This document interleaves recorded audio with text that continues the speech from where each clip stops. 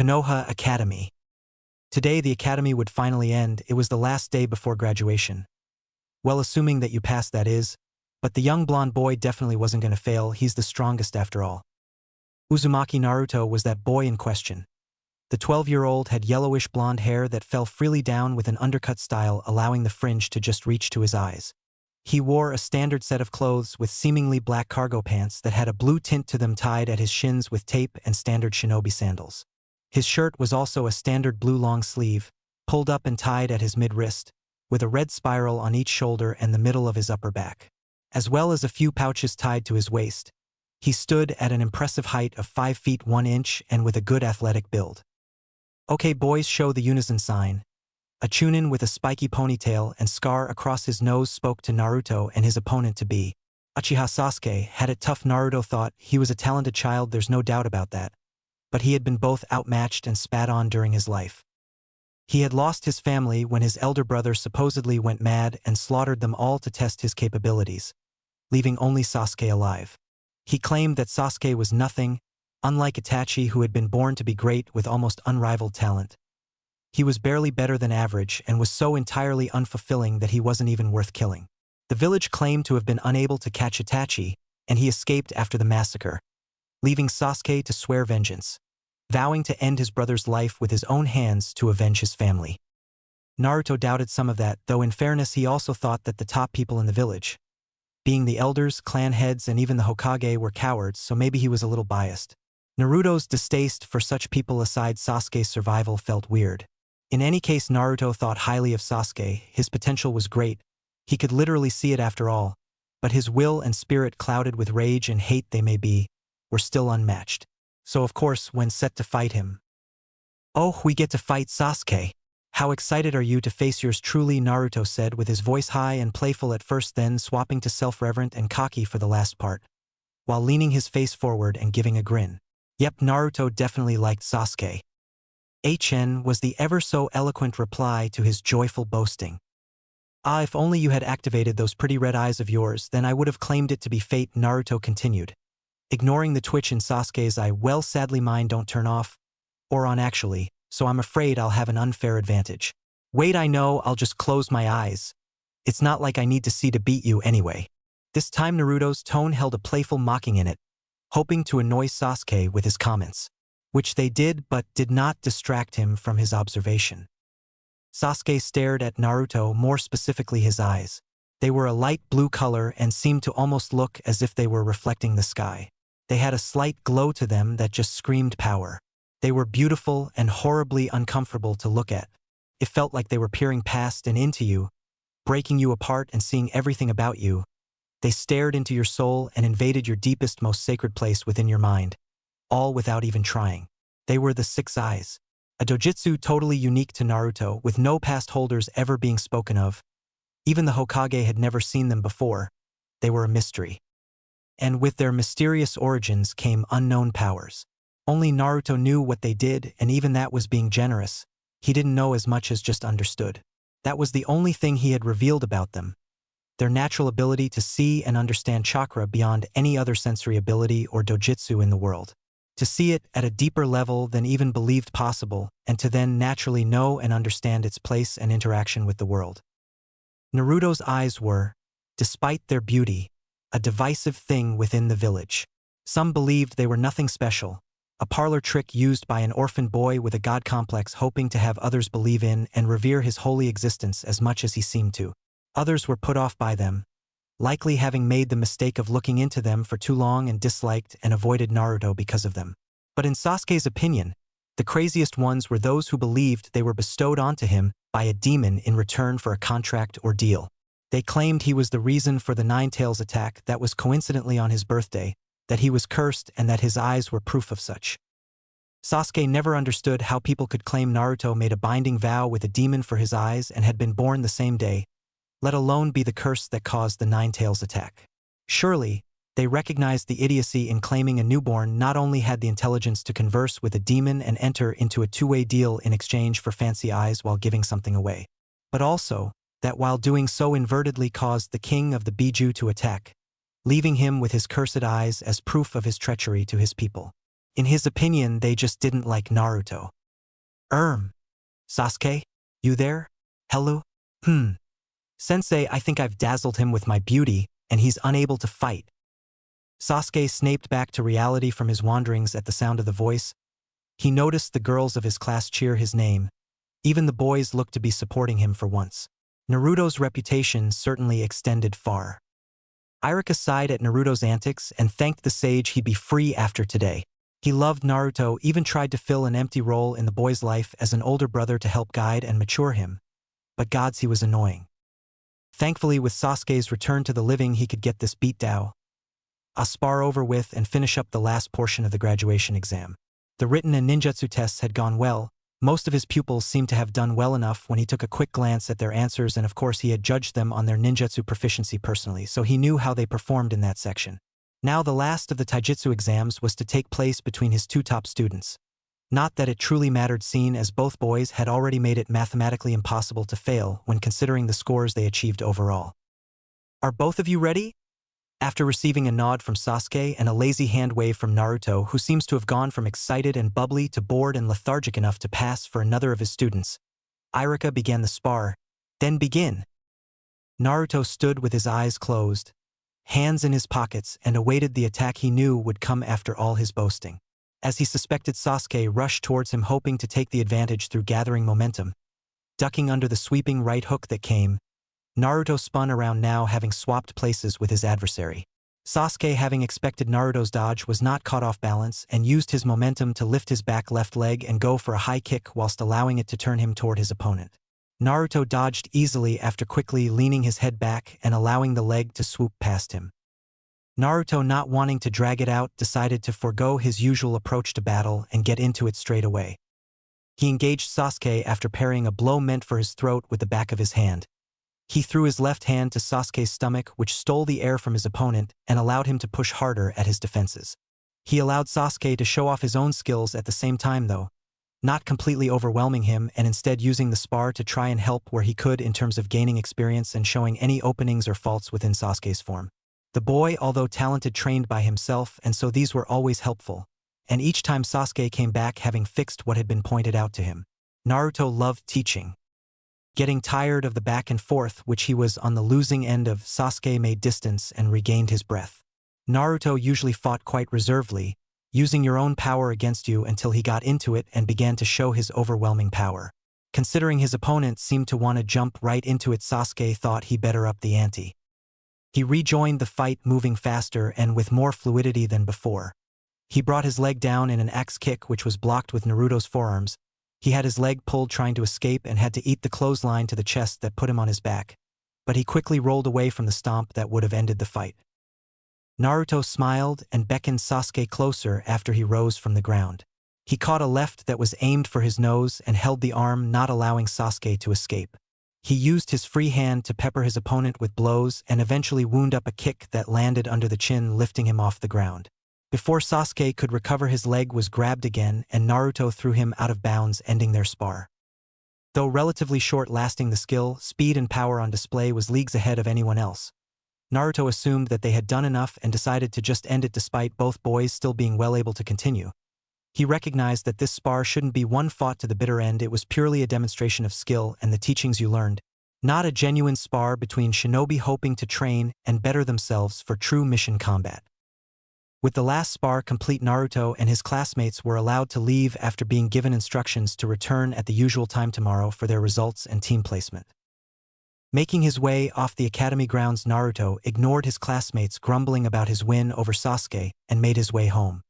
He actually quite liked some of them, but also recognized that many were simply limiting themselves by solely learning from their clans, but he supposed heirs learning material from outside the clan would cause tension within the hierarchy of cowards who ran this place. They were people who started out normal but became corrupted by power and prestige. They were backstabbers who used the downfall and hardships of their friends to further their own position. Well, that was irrelevant to Naruto. He had known of such things since the discovery of his eyes. He had watched and listened as they debated and discussed what to do with him as if he was their property. Some voting for his death while others wished to take control of him and use him for their gain. But in the end, despite political positions, power dictates everything, and the Hokage had ruled he would be left alone. Truly power was everything. If you were strong, the village would have need of you, and well, the name he would eventually create for himself was proof enough of this boy's strength. Naruto of the 6 eyes, the strongest. But for now, he was a boy awaiting his team and Jonin sensei to be revealed so he could continue his path. Naruto's apartment. Naruto sat alone in his apartment. The room was nice, not overly lavish or extravagant, but still better than what an average orphan would be accustomed to. The apartment consisted of a living space with a couch, coffee table, and TV, along with some space for bookshelves and storage. Next to it was a kitchen separated only by a worktop that jutted out from the wall, with the side on the living room prepped with mats for eating and the kitchen side housing the oven and fridge. Lastly, his bedroom was nice, large enough to hold a double bed with a wardrobe for clothes and even a place for study. Naruto disliked it though. All this apartment did was prove to him that strength was all these villages cared for. He was strong and so he was treated well. Those other orphans who were weak, well, they certainly weren't enjoying such luxuries. Those in power are always afraid to lose it, to become normal again. They paved the way for those who were strong to trust, respect, and love them by ensuring they were treated to the best the village had to offer, all to allow them to remain in the positions they held, to desperately hold on to their power, but they were always afraid. Have too much power and they would inevitably fear it. But there was nothing he could do. He was supremely talented, likely the most so ever, but he was young. People like the Hokage could best him easily as of now simply by way of pure, overwhelming force. That would change in time. He would likely become the strongest, but there was still much to learn about his power, but more importantly about chakra. Naruto knew that understanding chakra, both his own and the world's at a deeper level, would allow him to use and manipulate his abilities to a degree he couldn't even fathom. And he would learn that from his Jonin sensei. The Jonin force are the elite of the village, the poster children of Konoha. Very few make it to the Jonin rank when you consider the vast amount of people who become shinobi. To be a Jonin means to have had absolute faith placed in your abilities, the belief that if you are there, whatever task is at hand will be completed with utmost efficiency. Naruto knew that his sensei would likely be of an even higher caliber. He and Sasuke were likely to be considered VIPs within the village and so would receive a higher tier of instructor to both teach them properly but also ensure their safety. Naruto opened his eyes for the first time since closing them against Sasuke. He almost wanted to flinch as all the excess information he had been blocking was allowed to enter his brain. But he ignored the temptation and focused on the visible chakra flowing around him. He watched as his own flowed like a raging river within his tenketsu, unbelievably powerful and yet flowing along the path he dictated. He looked more intently, almost as if his eyes were zooming in. He peered deeper into his inner power and allowed his eyes to analyze and break it down for him. Yes, he could tell this was the way to better himself and his natural abilities. Understanding of his own chakra, experiencing the core of all his strength firsthand. Konoha Academy. Naruto returned to the academy the next day as had been instructed and sat down. He was just on time and so ignored Irika-sensei's glare and reprimand. Okay, maybe he was a little late, but it's not that bad. Naruto, you're 15 minutes late. Any longer and I'd have released the results and teams before you even arrived. Okay, maybe it was a little bad. Sensei, I promise it's not my fault. The girls just wouldn't leave me alone on my way here. They kept shouting, "Come back, you're so pretty," and "have my babies," so I had to warp here. Naruto spoke with a completely straight face.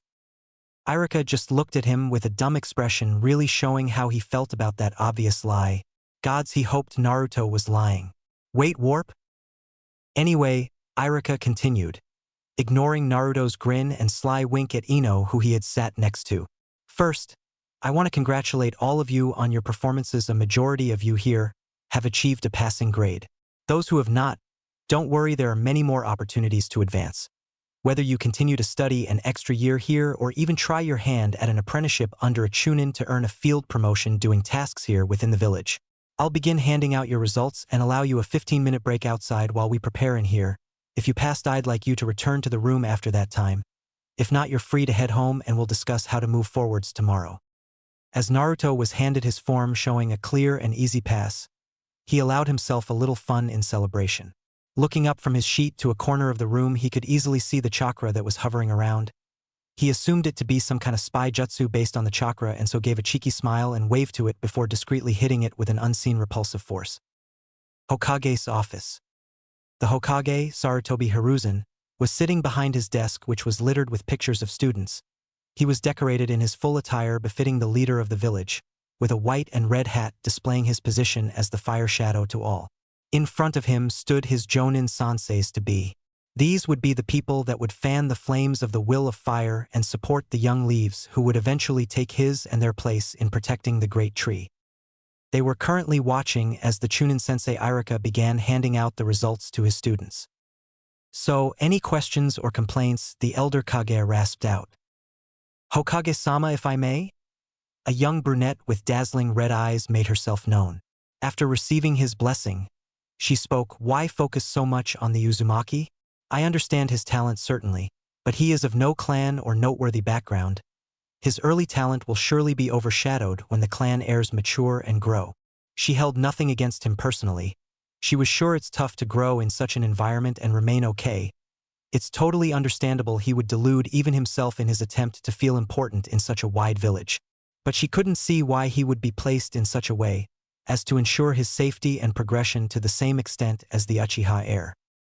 Many seemed to agree with the points raised, some likely for even less altruistic reasons than the first, but it still ached Hiruzen's old heart to hear people speak of Naruto in such a way. He was not as close to the boy as he would have wished. Naruto's seeming resentment of him started after the council meeting when his eyes had first been discovered to be abnormal. Naruto was smart even then. He had watched the child listen in and discover how the rulers and nobles of this village discussed ways to kill or manipulate him, in fear of the power or curse he may carry.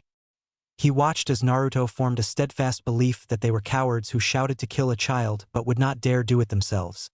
Then when his presence was known, laced their voices with honey, attempting to sway him. Naruto is placed where he is because I believe Kakashi is the best suited to teach him. There are many among you who believe Naruto's eyes to be some kind of ruse, but I assure you, as far as we can tell, they do have some chakra properties and abilities to them. Many around still appeared skeptical but would never openly defy their Kage. The room all looked into the orb on the Hokage's desk, allowing a view of the classroom, and focused on one boy in particular. But Hokage-sama, surely. The words died in her throat as they watched Naruto look at them before giving a smile and wave, clearly showing he was aware of their presence watching him, and the feed went dark. Ha ha ha ha. Asterisk cough cough asterisk. Well, hopefully that display allows us to move on from this topic, yes? Hiruzen gave a chuckle at the display. That boy and his ego would surely bring him much pain and amusement in the times to come. The room seemed to grumble in agreement to the Hokage's words, but Kakashi remained focused on his new charge. He had been given a team that broke the usual pattern of placements outside of direct requests. Instead of his team being made up of the best male and female student along with the lowest scorer, he had been allotted a team with the top 3 in the class. He wasn't surprised to have been given care of Sasuke. He was the only one left who wielded the boy's bloodline to teach him. His female student looked impressive on paper, but Kakashi knew to look underneath the underneath here. He saw the girls as she truly was, and despite her promise in a few of the more delicate fields, he wasn't impressed. No, he assumed he was given charge of Haruno Sakura in an attempt to steer her in the right direction mentally. His last student, though, was his current focus, Uzumaki Naruto. His sensei would surely be proud of his boy, though maybe he'd be forgiven if he beat some humility into the child, he thought with a gentle smile hidden beneath his mask. Academy. Having returned from their break, the students who had passed were once more sat within the classroom. They had walked in to find Irika standing ready to tell them the news that would determine their lives for years to come. Once more, I want to say how proud I am of this class. I know you will become fantastic shinobi. Who knows, we may have a future Hokage graduating with us today. Irika spoke with a genuine voice, truly showing how much he cared for these kids he taught. Okay, moving on to our team selections. He began to announce each team of 3 and the sensei they had been allocated. Okay, and Team 7 is Uchiha Sasuke. Haruno Sakura and Uzumaki Naruto. Your Jonin sensei is Hatake Kakashi. The newly announced team looked among each other and had varied reactions between them. Yees! No! Were the simultaneous shouts from Sakura and Ino, each girl having wanted to be placed with the object of their shared affection, Sasuke.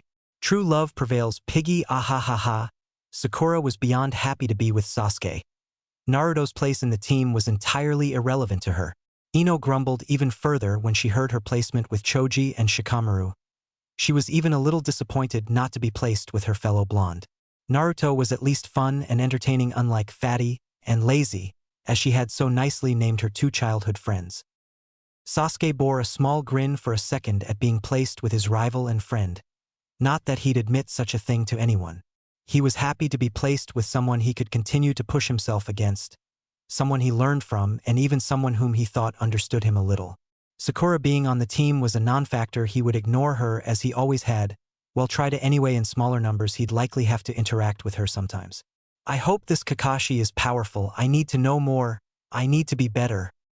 Naruto was slightly more animated than his broody teammate, but less so than his other seriously loud one. Well, I'll just have to make friends with our sensei. Wouldn't want to disturb the lovebirds and be stuck third-wheeling, Naruto said to himself aloud and gave a sigh as he rested his head on his palm. He stuck his tongue out at Ino, who had peeked over at him when she heard lovebirds.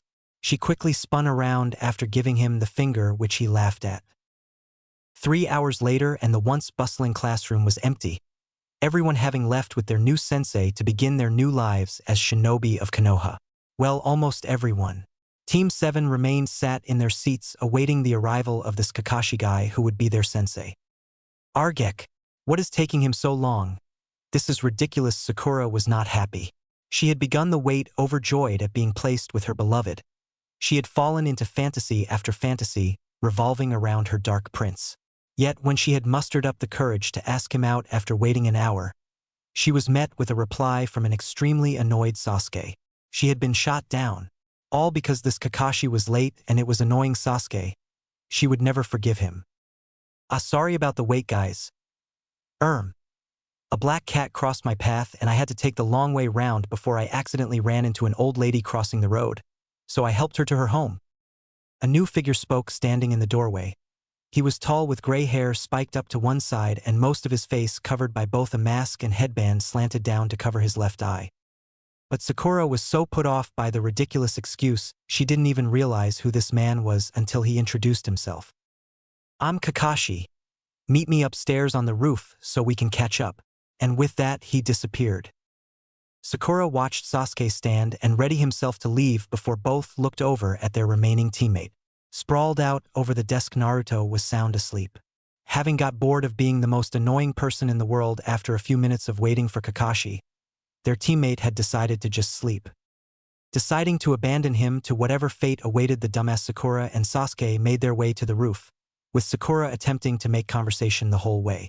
When they arrived, Sakura was surprised to see Naruto sitting on a step in front of the gray-haired guy, once again resting his eyes if his posture was anything to go by.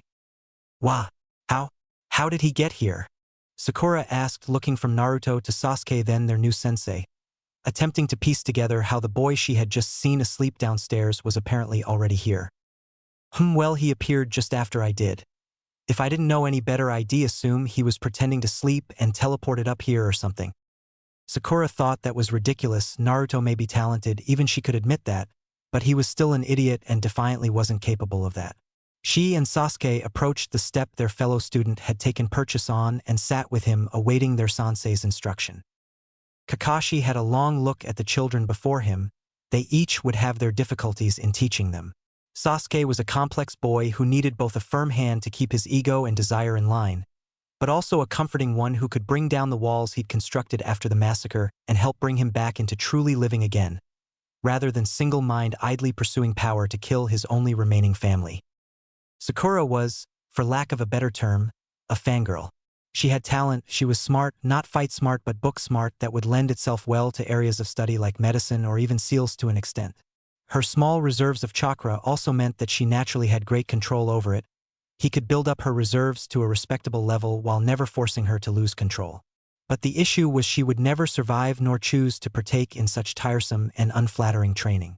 She was solely interested in Sasuke and would be happy to remain as she was and watch him grow and protect her.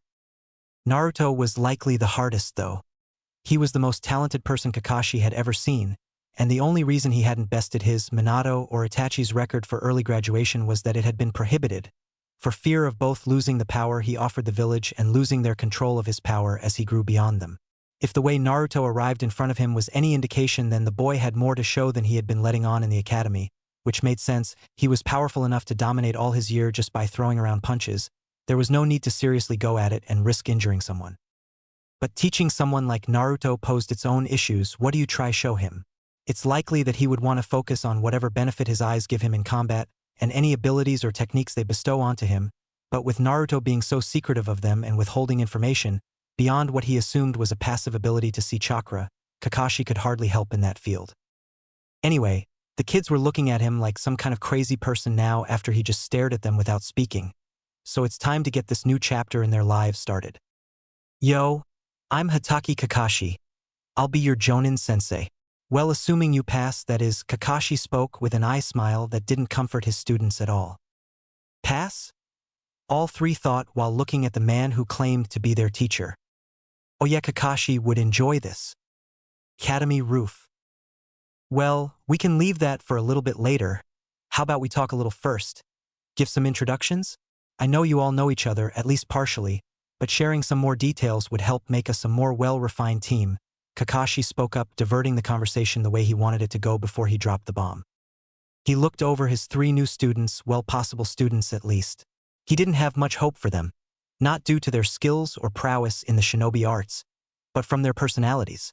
He watched how they moved around one another, how they looked at the others and decidedly did not like it. There was nothing too major, no active disdain that could have been present considering children and their tendencies to be jealous and cruel. Sasuke appeared annoyed with Sakura's presence. No, that's not quite right. He was annoyed by her closeness to him and constantly open-mouthed it seemed. From the eye rolls and general closed-off posture, he wasn't interested in conversing with his chattier teammate. Though from the few looks he cast over at Naruto, Kakashi was a little surprised but happy to see some admiration but rivalry burning in them. A good rival always pushed you to be better, but it should never develop as much as to sour your actual relationship with them. He concluded Sasuke was not as lost a cause as he had presumed he might be when it came to possible teamwork and fluidity in this group. Sakura was, as he had previously observed, talking Sasuke's ear off. She was scooted up right next to him and looked to have hearts in her eyes. She either didn't notice or didn't care that Sasuke was annoyed at her, which wasn't good. If she didn't care about his thoughts but continued to bother him, it didn't bode well for their future teamwork. The same being applied if she was too wound up in her talking to notice the person she was talking to was visibly frustrated by it. She had not once looked over to Naruto since sitting down and was a fair distance from him as well. She couldn't continue to ignore the presence of one of her teammates if this team were to pass his test. Though she didn't seem to hold any ill will to Naruto, perhaps other than his continual victories over Sasuke, but that was just petty and something she could easily get over. Kakashi hoped she could turn on her teamwork when in the field. She had some potential for a medic, and he would love to have a skilled one alongside him and his team. Lastly, he peeked over at Naruto. He wanted to sweat drop at the boy before him. He was lounged back leaning on his elbows with his legs extended in front of him. He had his eyes closed again. Perhaps they are sensitive, Kakashi mused. Sakura seemed to believe he was asleep, but he defiantly was not. He didn't even seem to be trying to act asleep as he kept sighing and looking over at his teammates as if to suggest he was annoyed at something. Perhaps at Kakashi for stalling to build up tension and analyze them. Kakashi couldn't gauge much of value from his posture other than he was totally relaxed and confident. He appeared to dislike wasting time and waiting for others, which wasn't necessarily a terrible trait, as long as it didn't translate to his patience in dealing with shinobi activities like watching a target or dealing with clients, but it certainly wouldn't bode well for the boy if he passes with Kakashi as his sensei. He figured he'd need to observe Naruto in a different setting to get a better idea of him. So, we'll just start with basic introductions, your name, a bit about you, a dream or goal, anything like that. He first pointed at Sasuke to get them started. My name is Uchiha Sasuke. I train to ensure I'm strong enough, stronger than anyone else, so that I can achieve my dream. No, it's not a dream but a promise I made. I will kill someone and avenge my clan. I will ensure my clan rises to prosperity again after I've reclaimed its honor. Sasuke spoke darkly, his hands clasped, and face partially hidden behind them. He appeared to have gotten himself worked up during his speech, with his previous irritated expression having gave way to his focused but burning rage that came through in a glare. That left a bit of an impression on the team, having dimmed the mood a little. Sakura looked shocked at him before calming herself, but still decided to give him some space to avoid being on the receiving end of his anger. Or perhaps it was out of a bit of respect she had for the pain Sasuke must have gone through. Kakashi wasn't surprised at the goal, or rather promise Sasuke had made to himself. It would make him a little bit hard to steer, Anyone who could direct Sasuke's hate or manipulate it could cause some damage, so he'd need to help the kid out a little. Naruto hadn't changed at all, likely having already known or suspected like Kakashi. Well, that's certainly a lofty goal, Kakashi spoke to ease the tension Sasuke had built a little bit before moving on. Right, what about you then? Pink one. Pink one. Cha. Anyway, my name is Haruno Sakura. I like. She peeked over to Sasuke and blushed at him before continuing. I enjoy looking after my hair and reading. My dream is to. She once again trailed off this time, not even finishing the thought or attempting to hide her squeal as she seen Sasuke. Kakashi had already understood Sakura, so nothing was really gained from her introduction. He only reconfirmed he would need to work hard with her. Aha, how interesting. Anyway, now you blondie. Kakashi sounded so utterly unenthusiastic at Sakura's introduction, she actually felt a little embarrassed. This is seriously boring. I already knew Sasuke had anger issues and Sakura was a creepy stalker, and they already know that I'm incredible. Naruto spoke still without even looking up from his relaxed position. He earned a shout and annoyed grunt in response of his characterizations of his teammates and himself. So what's the actual point of this eye patch? My, quite the detective. Kakashi decided to get to it. Well, I'm Hatake Kakashi, I don't do much, at least not something I'd be allowed to talk to you about, and I suppose I have some goals. But Naruto's right, the point of this was to warm you up for the shock to come. You aren't technically shinobi yet. Kakashi revealed after a little wait to build suspense. He enjoyed the shock and surprise from his charges. Even Naruto peeked one of his eyes open to pay closer attention at the announcement. What do you mean? We passed the tests, right? Sakura was clearly feeling the pressure mounting up again. The possibility she would need more than just her knowledge she could rely on for the academy tests surely worried her. Yes, you did pass the academy tests, but they are not the only ones needed to truly become genin. Your chosen jonin instructor also gives his potential students a test to ensure they are people they want to train or that the kids are truly ready. You can either be failed outright and all return to the academy if the jonin deems it necessary, or maybe only one does. Kakashi looked over his genin for once appearing to them as a serious figure. He was slowly mounting pressure. Kakashi's test would revolve around teamwork. He would never train people who would abandon a comrade. If his teachings lead to such, he would have disgraced himself and everyone he had cared for and lost. So, he was trying to create tension within the group, while also dropping a few hints at his criteria, namely the introductions Naruto had so brazenly disregarded, instead looking for something deeper with Kakashi. They were designed to breed a feeling of camaraderie and set them up to ignore his orders to abandon someone when the test would begin. But without that feeling amongst them, the pressure would build and build, and they would lose their ability to analyze the scenario effectively. Even the most obvious lie or bluff could fool someone who's panicked and stressed. So, with all that said, join me at Training Ground 7 tomorrow at 9 a.m. And a word of advice, don't eat breakfast tomorrow, you'll only throw it up after what I put you through. With his last piece of misdirection laid out, Kakashi vanished in a poof of smoke. Silence reigned over the rooftop as the three remaining mulled over their potential sensei's words. This might actually be quite interesting. I wonder what he'll have us do to prove ourselves worthy of his time. Ahahaha, how frustrating. I was hoping we could jump right into the exciting things. Naruto spoke up, breaking the silence. He's quite the manipulator, but to what end? What does he want us to do? He muttered so only he could hear his words, truly questioning what his sensei hoped for him to achieve with the maze of suggestions and traps he had laid out. I'll see you guys tomorrow, I want to take a nap. Today's been boring. With that, Uzumaki Naruto also made his exit, leaving only a sharp gust of wind behind as if he was pulled away by some invisible force. Training Ground 7/12 p.m. the next day. Naruto watched as his potential sensei showed up 3 hours late and only offered an even worse excuse than last time to justify himself. The man was surely lazy and unpunctual, but Naruto didn't think that was all there was to it. More of these mind games, it's clear now he's trying to throw us off our game, to make sure we can't operate at full capacity both physically and mentally. So, what test have you conjured up for us, Mr. Eyepatch? Well, you're all here bright and early just as I instructed. But enough with that, let us move on to your test, Kakashi spoke to the team. Naruto watched closely, observing both his teammates and the man who would be testing them. He noticed they appeared ragged and sluggish already, but they had done nothing but sit and complain while waiting around. I see, so they followed his instructions not to eat as well. Naruto had ignored that particular instruction, believing it irrelevant but also assuming it was a trap laid out, even if at the time he didn't know for what purpose. Now it seemed clear Kakashi was trying to wear them down. Kakashi made a show of pulling out 2 golden bells held by red string and dangling them in front of himself.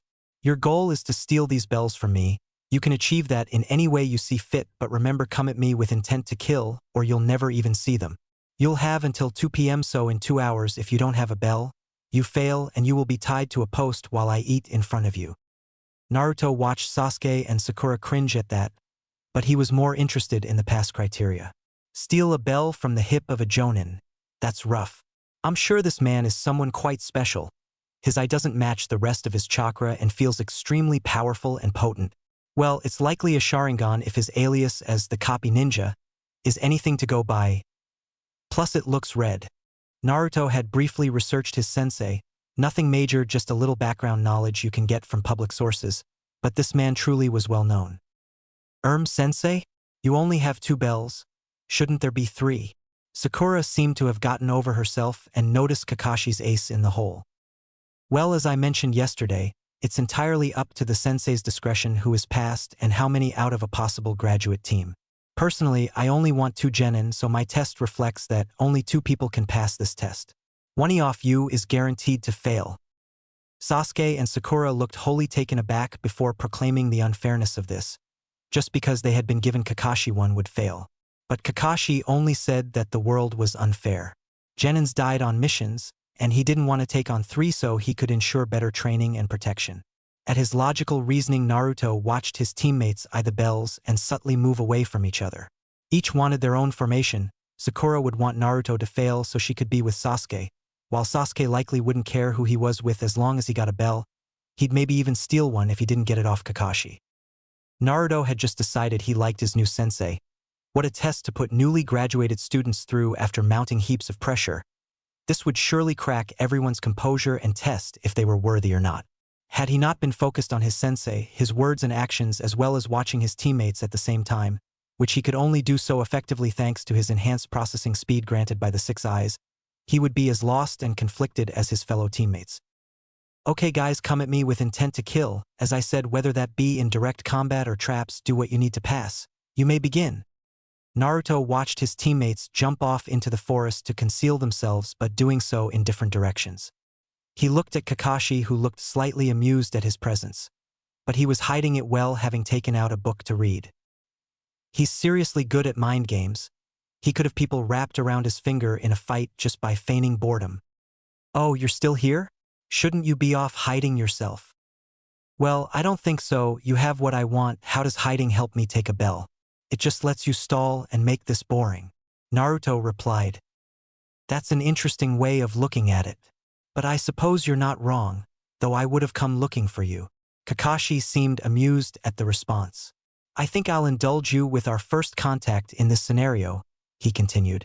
Lowering his book to his pouch, once more jingling the bells on their way, he stood loose waiting for an attack. Well, he's taking me perhaps a little more seriously than Sasuke or Sakura. Naruto looked around and spotted his teammates hiding places. At least they're watching. I'll fight for a bit before retreating to them, and then we'll build from there to achieve the main objective of Kakashi's test. That way they'll have seen the level of this fight and come to realize on their own the true purpose, or at least will be more receptive to the idea of working together when I bring it up. Well, no time to waste. I think I'll show off a little, yeah? My future team's watching after all. And with that, Naruto began his attack. Usually, Naruto was reactive in a fight, especially at the start, but that wouldn't work here with the difference in experience and level. Plus, Kakashi seemed to have no desire to start it himself. Perhaps he knows my preferred style and is forcing me out my comfort zone, though that's maybe just overthinking his laziness. Naruto clasped his hands together and vanished from his spot. Reappearing behind his target, he let loose a powerful kick aimed to Kakashi's right temple. But before it could connect, the elder ninja lowered his head to avoid the kick and spun around, aiming a punch to Naruto's midsection with no hesitation. Launching off his standing foot, Naruto avoided any contact easily and made a little distance again. Kakashi seemed a little put off by the speed he had shown off there. It was faster than usual thanks to the hand sign, but still it seemed the Jonin had followed him and reacted quickly enough. That was a little dangerous. If I had my book out, that might have actually caught me off guard. Kakashi seemed to stand taller, his easygoing persona shattering as he allowed himself to truly show of his physical stature. You're a dangerous kid, Uzumaki Naruto. Well, I do try my best. Shall we continue? Training Ground 7. Well, I do try my best. Shall we continue? Naruto noticed the change in Kakashi's posture. This fight was about to change gear. These people are going to be my team, and Kakashi will be my sensei. It's important he has an understanding of some of my abilities. I suppose I'll show some moves off here then. Even if he can't help directly, surely his knowledge will help me apply and utilize them better. Having made up his mind to show his hand to this team, Naruto this time adopted his usual battle strategy. He waited for Kakashi to engage him. Having gained the attention of the Jonin, Naruto assumed the man would indulge him a little more than he would have at the beginning of their fight and would attack to see what Naruto was trying to show him. As he hoped, Kakashi did indeed instigate the next attack. Jumping in towards him, Kakashi appeared behind him and attempted to trip him with a quick leg sweep. Once again, Naruto clasped his hands and vanished. Appearing behind Kakashi himself, he raised his right leg for a kick at his opponent's face as he turned to face him. Kakashi leaned his head to the side and allowed the kick to sail past him, then attempted to take advantage of the missed attack and went to grab the leg, only for it along with Naruto to vanish again. This time, however, Naruto didn't appear behind Kakashi but directly in front of him, ducking under the arm Kakashi raised to catch the kick. Naruto took a swipe for the unprotected bells at his waist. Kakashi only had just enough time to jump back and make distance, though not before Naruto managed a touch at one of the bells. Naruto stood back up from his crouched position and looked to his potential future sensei. The man was looking at him weirdly, as if he couldn't figure something out. Well, if it was how he was moving around as he was, Naruto would explain it to him, but not just yet. If Kakashi wanted any chance to figure it out, he would need to bring out that eye, and that would surely be embarrassing for such a renowned man. But it would also tire him out, so a win-win scenario for Naruto. Trying to take advantage of his opponent's distraction, Naruto vanished without the hand sign. He once again went for a kick, this time forcing Kakashi to block by crossing his arms over himself. The blow knocked Kakashi's hands up and forced him to slide back in the mud. Naruto moved forwards again and held his index finger on his right hand up while moving his left hand in front to cover whatever was happening from the gray-haired man's sight. Chakra technique reversal. Red Naruto seen a red ball appear hovering above the tip of his finger and allowed it to go off. The result was an abrupt repellent force smashing into Kakashi and throwing him back into the air. The man easily corrected his flight path with a flip and landed on the ground. Looking around immediately, he seen no one in front of him. Then, by pure instinct, he spun around at full speed to his left and landed a back fist to the figure who had appeared and made an attempt at the bells. Kakashi felt the contact and immediately worried. Damn, he actually got me. He teleported behind me while I was flying and didn't allow me to see when he moved or where. I acted on instinct there and slammed my fist into him because he got past my guard. That was my full power. That could kill him. Kakashi fully turned around hoping his student was okay, but it was likely he would be out cold or worse. Only to see him completely fine. The boy had moved away, clearly surprised at the amount of force he had encountered on that attempt, but he was completely unharmed. Naruto, how are you unharmed? I hit you there at my full power. I know I felt the contact. Kakashi questioned. Well, that was scary. Seriously, that force could have knocked my head off. You're certainly a powerful shinobi. Likely one of the top few in the village. Naruto answered back, ignoring the request to explain his survival. Seriously though, that was scary. I acted purely on instinct to activate it on time there. Even with my advanced perception time, I barely seen that coming. Well, that's always what I assumed its current weakness was anyway. Realizing Naruto wasn't going to explain himself, Kakashi decided he would force him to. Naruto seen Kakashi appear before him again and only just leaned to the side on time to avoid the jab at his nose. Kakashi continued to throw punches and kicks, and the blonde was struggling to keep up now as Kakashi upped his pace and power with each time Naruto dodged or blocked a shot. Kakashi pulled out a kunai and began to swipe across his body, and Naruto had to push himself to his best to keep up. Seeing the kunai headed towards his left shoulder, He pivoted to his side and allowed it to pass by harmlessly, while also moving into Kakashi's guard. He threw a quick hook to the body, and it struck cleanly and powerfully. He was using it not to defend himself this time but to increase the power of his blows. When he seen the knee Kakashi raised to hit him on the nose, he attempted to back away only to realize the kunai he had dodged earlier was again on its way to be stabbed into his back if he moved. Seeing no other way out, he again warped and appeared behind Kakashi, who spun and threw the kunai behind him at Naruto while he was reaching for Kakashi's vest. Naruto was forced to abandon his attempt to land a clean hit and dodge, which allowed the Jonin to attack. Now well over Jonin speeds in his offense, Kakashi forced Naruto solely on the back foot. He felt like he was beginning to make glancing blows now, but Naruto still appeared like they were not even bothering him. Kakashi faked a heavy kick to Naruto's face, and when the blonde held his hands across to block, he changed trajectory and kicked the inside of the boy's left knee.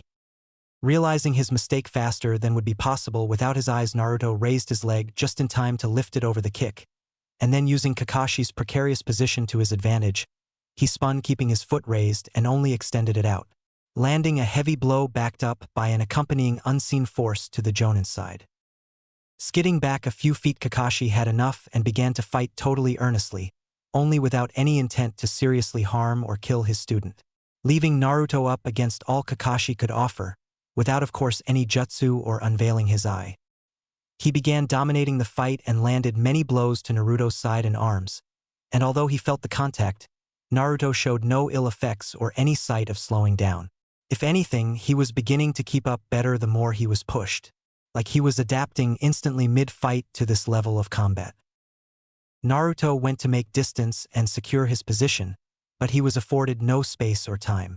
He leaned back almost horizontal to avoid a spin kick that would have knocked him clean out and had to retreat backward via a backward handstand when Kakashi planted his foot from the kick and moved forwards to grab him by the shirt. Naruto, not wanting to be overrun, began to fight back. He grabbed the hand that tried to catch him and held his opponent in place. Then he drove an open palm into Kakashi's stomach, landing 3 blows to the man before he let go and spun around to his left, raising his leg and aiming his left heel to kick the man away. But Kakashi was far from incapacitated. Though the blows hurt and appeared to be laced with some unseen force to apply extra impact, this man was not one of the best in reputation alone. He easily avoided the heel flying for his chest by landing on the ground and simply focusing on moving at his full speed. He appeared right in front of Naruto, his fist already in motion, and aimed the hit to the boy's stomach. Naruto's eyes widened as he watched the man all but teleport in front of him. He couldn't warp. The technique wouldn't take effect fast enough due to his oversight in thinking he had actually hurt this man. He'd have to show it again, but this time there would be no hiding it. Last time Kakashi hadn't been looking at him. He had yet to turn to him, and he had been unable to see the impact clearly thanks to the flow of combat the few times he had landed in this last exchange. But now he was watching. As had happened last time Kakashi felt his fist impact with Naruto, he watched the boy with his uncovered eye at full attention. He had briefly considered revealing the other one, but for one thing that would be embarrassing, he didn't even unveil that for some weaker jonin. To do it against a genin, or rather potential genin, would be ridiculous. But it would also force him to explain himself to another person here, and he had no desire for that if he might not even pass this team. The boy in front of him stood still, even after the punch connected. He looked up into Kakashi's eye, then simply took a step backwards. He was fine, he showed no pain, no injury, absolutely nothing. What the hell are you made of? I hit you really hard there, and you didn't even wince, you just took that on your stomach with no repercussions? No, that's impossible. Kakashi seriously needed to figure this out. This boy's potential was ridiculous. He was actually keeping up with him at what easily amounted to Jonin-level speeds. Naruto himself was beginning to move at speeds a boy his age would usually need a Sharingan to perceive. An evident ability granted by his eyes was either future sight or seriously advanced perception. Naruto was beginning to move and dodge at the same time Kakashi began to move to attack. He reacted instantly, acting almost as though he had minutes to choose the best course of action within a split second. He was able to keep up at that level and then return fire onto him. If Kakashi wasn't as durable as he is, those hits he took to allow him a surefire attack would have actually ended this fight. Naruto sighed. He was going to explain it anyway, but he hadn't wanted Kakashi to think he had to force him to. This just made the man's suspicions of what he was hiding and why he was hiding it. Well, no, not quite. You didn't actually hit me, Naruto replied. Don't be ridiculous. I felt that, I know I landed that blow. Whatever. Here, come on over. Naruto stuck his hand out and waved Kakashi over to him. Come on. Come on, I'll show you. He continued waving his hand at the man. Deciding to humor the kid, Kakashi moved over to him and stuck his hand out. Attempting to place his hand on Naruto's, he was bewildered when his hand stopped a good inch before the kid's. Trying to push it further, he couldn't seem to move it any closer at all. Wah! I can't touch him, not even a little. Kakashi looked up from their hands at the boy. See, I told you, Naruto said, proving his earlier statement true. I have more than one hereditary ability. Well, I assume it's hereditary at least. This is Mukujin limitless. It's the basis for all the more physical abilities you've seen from me. The 6 eyes, as far as I can tell, are what's needed to truly utilize it though. None of what I've done could be used without them, at least not how I do. The concentration and ability needed to use these is so great that without the eyes to match, it's likely none could be realistically used in combat. The enemy won't just stop and let you focus for a few seconds, will they? Okay, but how were you doing that? You said the ability was called Mukujin, and that it encompasses all your attacks, so how did you stop me? Or teleport? Was that how you pushed me away when you covered your hand from me? Kakashi seriously needed to hear this. He was so caught up he forgot he gave Naruto his hand, or rather wasn't expecting it to be used against him. I will tell you, but not just now, yeah. After all, you might not even be my sensei if we can't pass here. With that, he locked his hand with Kakashi's and made a move for the bells. Unfortunately, he wasn't able to get more than a touch at them once again. Kakashi threw him away with enough force to tear apart the hold Naruto had. But before the fight could continue, Naruto warped away from the field and into the trees, hoping that the fight was enough to have achieved his goal. To force his team together, having realized the impossibility of victory alone. Kakashi stood now alone in the field, contemplating the newly discovered factors surrounding Uzumaki Naruto. Wee. Seems like the kid may have already sussed me out. I did lay it a little heavy on them with pushing them together. But I assumed the tension would have still been effective at disrupting logical thinking and evaluation, enough to make it difficult at least. Kakashi wasn't so surprised actually. He already knew Naruto hadn't ever really shown off. Everyone who could think logically and disregard any bias they held against him could. But the extent of the abilities shown, and Naruto even claiming that they were the result of an inherent ability completely separate from the 6 eyes, was a shocker. Perhaps he set me up here, led me around by the nose. Not in a way to win the fight, but to ensure he could get his teammates to comply with his theory about the pass criteria for my bell test. Ha ha ha. What a kid. Within the forest. Sasuke stood where he had set up camp at the start of the test. He had been setting up his traps when he heard some type of explosion and rushed over to watch the fight.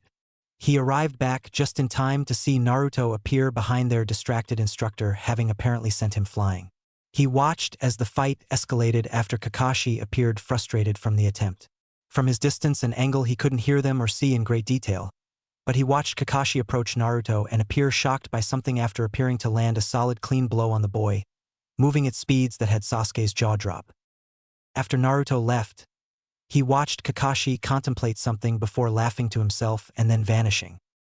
Assuming the man was moving on to him and Sakura, Sasuke began to prepare himself. He checked up on his traps and supplies before lying in wait. After a minute or two, he heard Sakura scream and assumed she had been taken out. Despite her annoyance, he wanted to go see if she was okay, but left it to Naruto, who was likely to have some free time from the silver-haired Jonin after their fight. After waiting a few minutes, he finally spotted Kakashi. The man was crouched on a tree branch, seemingly inspecting one of his traps. Though he wasn't worried, he had laid out a few that were like red herrings. They were easy to spot and maneuver around, but doing so would lead you into the path of another far superior trap. The idea was to allow the man to believe himself to be safe, them spring on him and overwhelm him alongside a constant barrage of traps. Well, it's well made, that I can attest to.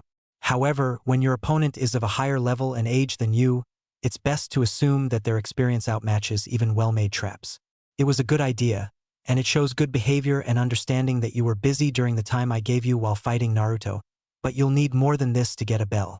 With that said, Kakashi purposefully set off the trap, causing a chain reaction that led off the hidden one Sasuke hoped would catch him off guard. Not all was lost. He had seen this one, but others were scattered about, and this time Kakashi would be engaged in active combat rather than having time to look it over. "Don't be so cocky," he yelled as he jumped in to fight the man. Kakashi was impressed with the boy. He was fluid and his moves clearly refined over years of practice. He deflected a punch aimed to his stomach and off to the side and marveled at how comfortably and quickly Sasuke adjusted his body to not only keep his momentum but cover the opening Kakashi made in his form.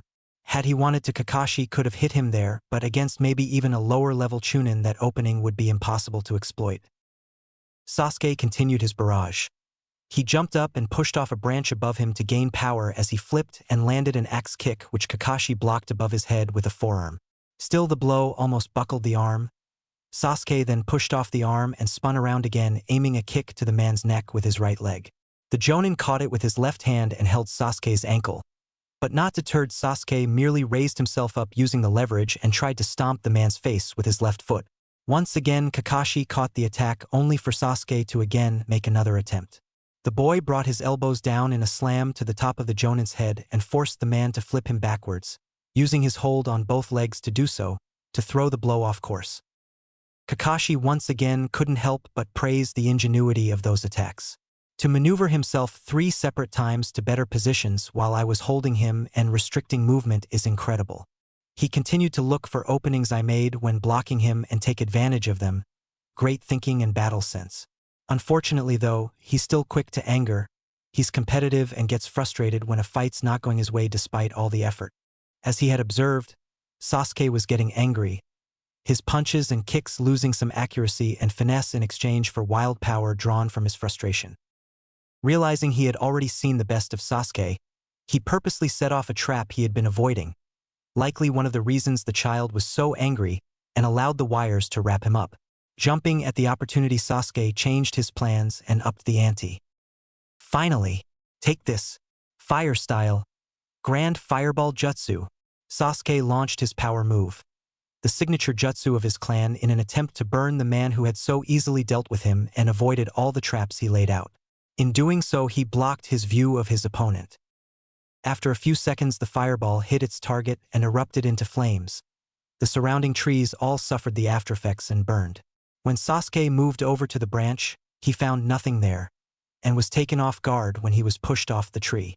Looking up while falling, he seen the silver-haired man wave at him from the branch. Positioning himself to land properly, the boy looked up to his adversary in the trees. "Your grasp of taijutsu is fantastic for someone of your age and position. It's likely that the only way to improve it is through real combat experience, along with fighting superior practitioners of the art. Of course, that's all technique and physical ability. It will also take a massive leap when you activate your Sharingan." Kakashi began his lecture, still looking down on the boy from above. He could see the more he said, the more annoyed Sasuke got, even if the boy recognized what he was saying was true. "But you have a major weakness that is easy to exploit." What weakness?" Sasuke forced himself to reply through ground teeth. He felt like this man was looking down on him, not in the physical sense but mentally. "Your anger blinds you, Sasuke. You got annoyed, and so when shown an inch of success you threw everything at it, oblivious to the fact it could be a trap. I used your anger against you and lured you into using such a ninjutsu, and although an impressive feat, your application of it was wrong. You blinded yourself to my movements and tired yourself out, letting go of your chakra control to make it bigger. Perhaps that's a little hypocritical considering I lost track of an enemy earlier, but that was not of my own doing," Kakashi thought to himself. Sasuke looked incensed at the idea he was manipulated in such a way, but seemed to accept it. "I want you to think about this. What could you have done better in this situation? How could you have made better use of my situation when tangled in wire? But just to drive home my point about losing view of an opponent."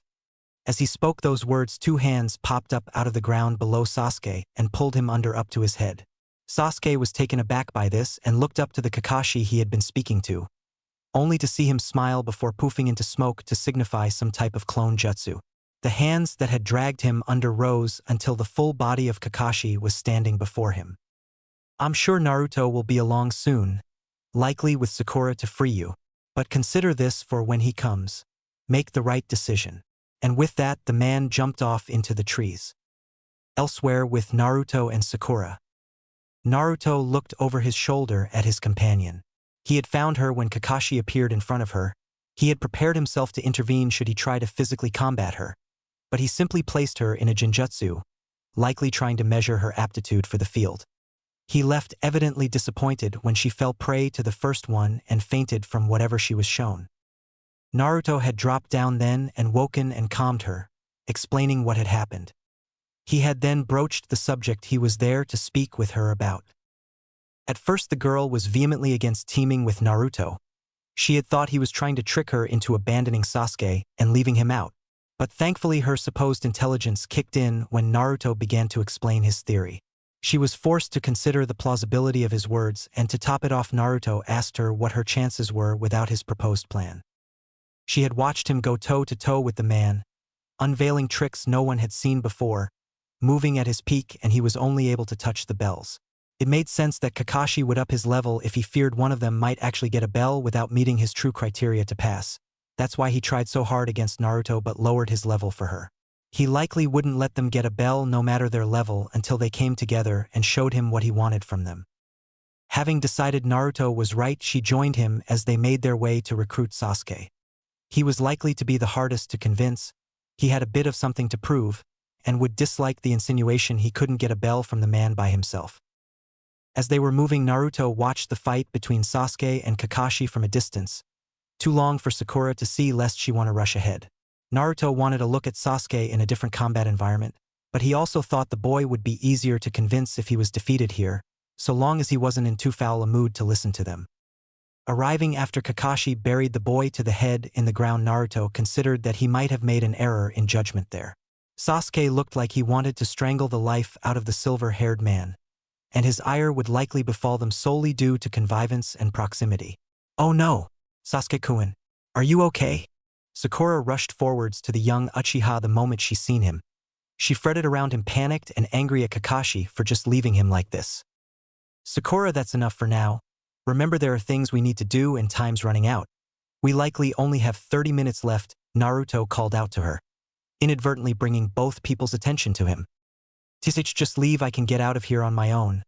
"I don't need you," Sasuke spoke and tried to struggle his way out, but it appeared he was well and truly stuck. "I'm afraid you do need us, and not just for this situation." Sasuke looked confused at the blonde, but still Naruto could hardly take him seriously, just being ahead and all. "I'm going to leave you in there." He received a shout and a glare at that proclamation. "Until after I've finished explaining." "I don't care what you're explaining, let me out." Sasuke didn't seem receptive to his idea, and he would lose Sakura as well if he continued to treat him like this. So Naruto thought to make it quick. "You will care when you don't pass." Now with some quiet, Naruto began to put it simply, this test isn't about the bells. They're a distraction meant to divert our attention away from the true purpose, and the reason there are only two is to incite conflict within this team. Naruto briefly explained. He received a blank stare in return. "What? That's ridiculous. What would Kakashi have to gain from doing something like that?" Sasuke reasoned. "A fair point if you believe that Kakashi is trying to pass us. I don't think he wants us to pass, especially if we don't have the qualities he wants from us. Kakashi has set this test up to separate us. He wants us to disregard his orders and mission parameters, and instead come at him as a team," Naruto reasoned. "It's impossible for us to beat him. Hatake Kakashi is legendary. He fought in the Third Great War as a jonin when he was our age. He's known around the world, and within the village is considered at the top of the shinobi elite, only behind the Hokage and Sannin. That's the person we're supposed to take a bell from? I don't think so. It's a trick. The real test here is on us as a team. We're gonna have to come together, all three of us, and show him we won't abandon a teammate for a short-sighted goal. That we are trustworthy." Sasuke listened to the speech and considered the idea. "It's not unreasonable. We know he's tricky. He made me and Sakura come here without having breakfast, then made us wait hours before arriving. Plus, he wasn't trying as hard against me as he did Naruto. Surely he would have let Naruto get a bell had he been solely measuring our power and skill. It's as if he's waiting for something more. Make the right decision. Is this what he meant? Did he know Naruto had figured it out and would bring this idea to me? Then the right decision is..." Center of Training Ground 7. Kakashi stood waiting for something to happen. He had known Naruto was around when he incapacitated Sakura. While a little cold, he understood the boy's logic in waiting for him. He had just fought Kakashi and knew there was nothing to gain from it. He wouldn't pass by fighting even if he managed to get a bell. Plus, he assumed that had he tried to actually hurt her, Naruto would have intervened. Well, they're running out of time. Perhaps Naruto really couldn't convince Sasuke. Even after the tip I gave him, Kakashi sighed at the thought, poor boy so wound up in himself and his past he's actively holding himself back. Though after my report it's likely Naruto will be passed anyway. Hokage-sama isn't foolish enough to disregard such potential and power, plus he has actually figured it out. Kakashi was amused to see Naruto land in front of him. He sensed the other two lying in wait and couldn't help the genuine smile that bloomed because of it.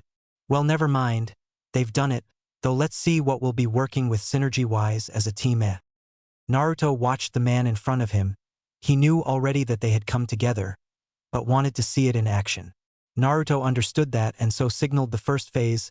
It likely didn't matter the level of this attack, only that they had understood the test and come together. At least he hoped so. A second later and a hail of kunai came flying from the tree line. Sakura was within. They were all targeted at the Jonin and forced him to jump up into the air. As he did so, Sasuke appeared from his own spot. Having just finished weaving hand signs, he blew another fireball at the man, this time controlling the chakra and range better. Kakashi, though, substituted and allowed the summon log to take the hit. He tried to capitalize on Sasuke's blind spot created by the technique again to surprise him, but was met with resistance from Naruto, who appeared before him, blocking his path to Sasuke's back. The Uchiha spun around and leaped over Naruto and behind Kakashi.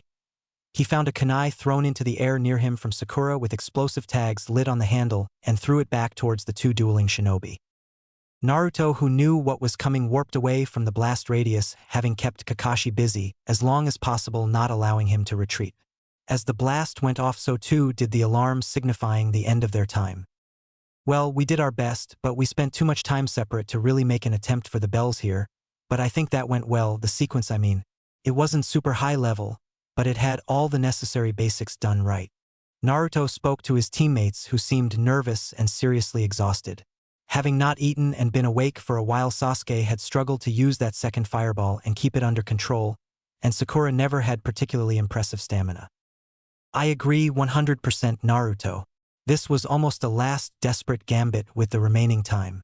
But it was exactly what I wanted. Kakashi spoke up, having avoided the tag via substitution again. You three need to understand that teamwork is everything here. We protect our team and in return they protect us. But it's more than that. We are each from the same place. We each protect the will of fire passed down. This is the most important lesson I will teach you, and it's not any of the shinobi arts. Those who abandon the rules are trash. That is true, but those who abandon their friends are worse than trash. An old friend said that to me, and that is what being a shinobi of Konoha means. This is the standard. Without this, you'll never be a shinobi here. Each of the three kids looked at the man as he gave his impassioned speech. The man seemed so genuine when revealing the words of his friend to them. You could truly see who Hatake Kakashi was in that moment. As Naruto mentioned, you didn't have much time but showed basic teamwork well. In truth, you passed the moment you banded together and disregarded the false objective. Kakashi looked at each of the kids before him. Sakura, you had the worst performance. You have little physical conditioning and stamina and are easily spotted as the weakest link in your team. You made the right choice to stay in cover and support how you could from a distance, Kakashi said to the saddened girl. She knew it was true, but it still hurt. That being said, it's not something that we can allow to remain unchanged. You made do and helped how you could here, but in the future you'll be capable of more. Perhaps even as a medic, or through supplementary genjutsu. Kakashi ended off with his plans and expectations, raising the girl's head a bit. She needed to know there was ways to help and get better from here on. She just needed to work at it. Sasuke, we already spoke earlier. You did a good job adapting the fireball here, and with Naruto covering your back you were perfectly safe to utilize your ninjutsu. I'll leave what we spoke of earlier to you. It's likely that it stems from something personal. To improve it, you'll need to look inwards and explore your thoughts and feelings. Kakashi knew why he was angry. He understood it perfectly. But Sasuke needed to control it, or someone else would, and they would use it against him as he did today. For your future, we'll work on your ninjutsu arsenal, expand upon what you know and add to it. so you're not so limited in choice that you have to adapt a jutsu to fit a different circumstance. Sasuke seemed unhappy about things. He didn't have the best day but seemed to perk up at the end. The boy craved strength, and expanding his knowledge of jutsu would do just that. Naruto. Kakashi sighed and wondered what to do about the revelations regarding him. Actually, follow me and we can report together. Kakashi thought that was the best choice. It would spare him having to explain to the Hokage secondhand, though Naruto looked entirely none too pleased about it. Perhaps the boy only showed off what he did to Kakashi himself and had no desire to tell the Hokage. It wasn't strictly necessary to tell the Hokage your moves, the clans would surely riot, but if he asked you something, you normally did it. Well guys, that's all. You are now officially Genin of Konoha. Congratulations, Team 7. This is our training ground. Meet me here tomorrow at 9 a.m. and we'll discuss our schedule then. With that said, Kakashi placed a hand on Naruto's shoulder and then moved them to the Hokage's office. The front door was beautifully carved wood, and you certainly felt like you were walking into somewhere almost sacred. After knocking, Kakashi received a come-in from beyond the door. The voice was aged, and he knew exactly who it belonged to. The most powerful man in Konoha, the Hokage. He looked to Naruto and noticed the straight face. The boy was usually so carefree and apathetic. He hoped this was the right call. Opening the door, he guided Naruto into the room where they seen it filled to the brim with jonin, all reporting their team's success or failure. The Hokage looked to him and then Naruto and showed a little shock before once again facing him. Well, Kakashi, you're right on time. He spoke in a voice so aged but powerful.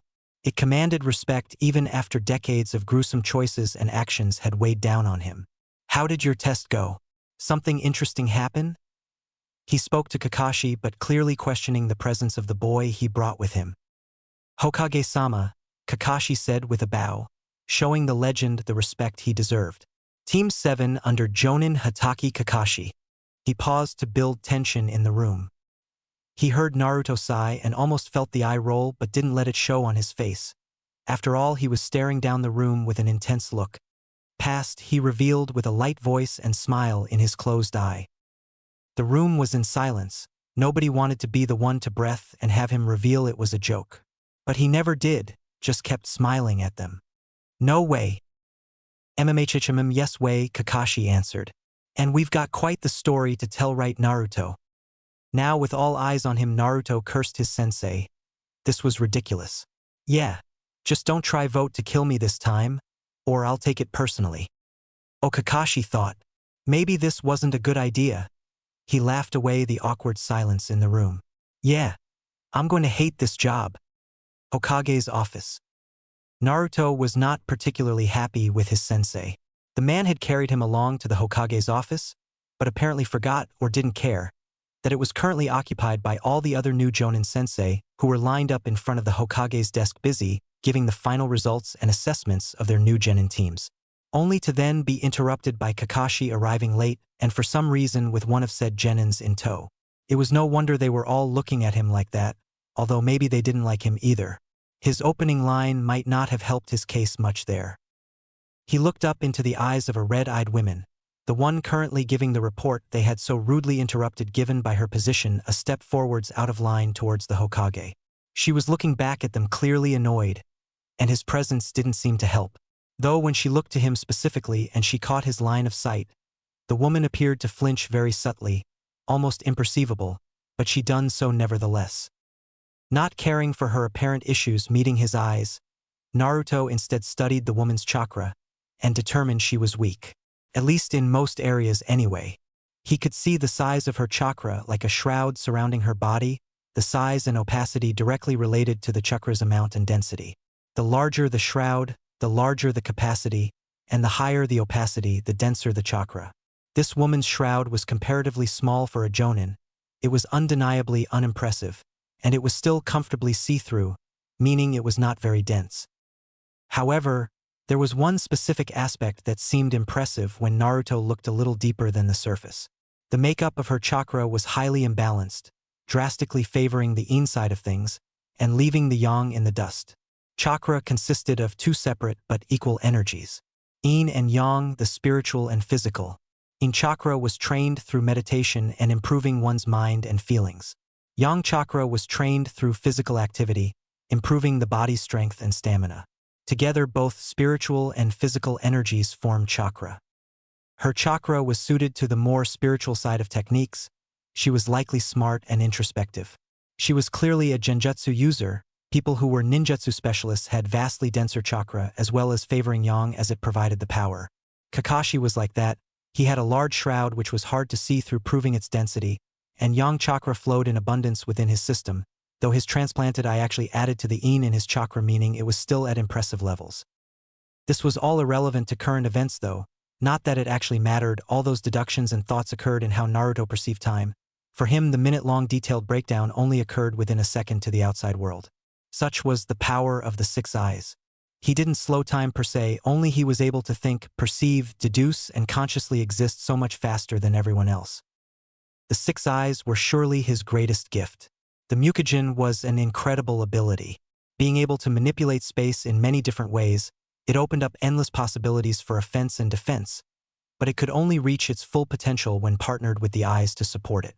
The six eyes granted Naruto with vast perception and immense brain processing power, allowing them to precisely manipulate the sophisticated powers of the limitless down to an atomic level. Each of the limitless techniques requires this type of complex chakra manipulation, making the pairing of the six eyes crucial to utilizing the limitless to its maximum potential. Though Naruto tried hard not to over-rely on them, he found that the more he burdened them, the quicker he tired. The six eyes manage and utilize chakra extremely efficiently, to the extent that when Naruto uses a chakra technique, the expenditure is so close to zero it's practically impossible to ever truly reach chakra exhaustion.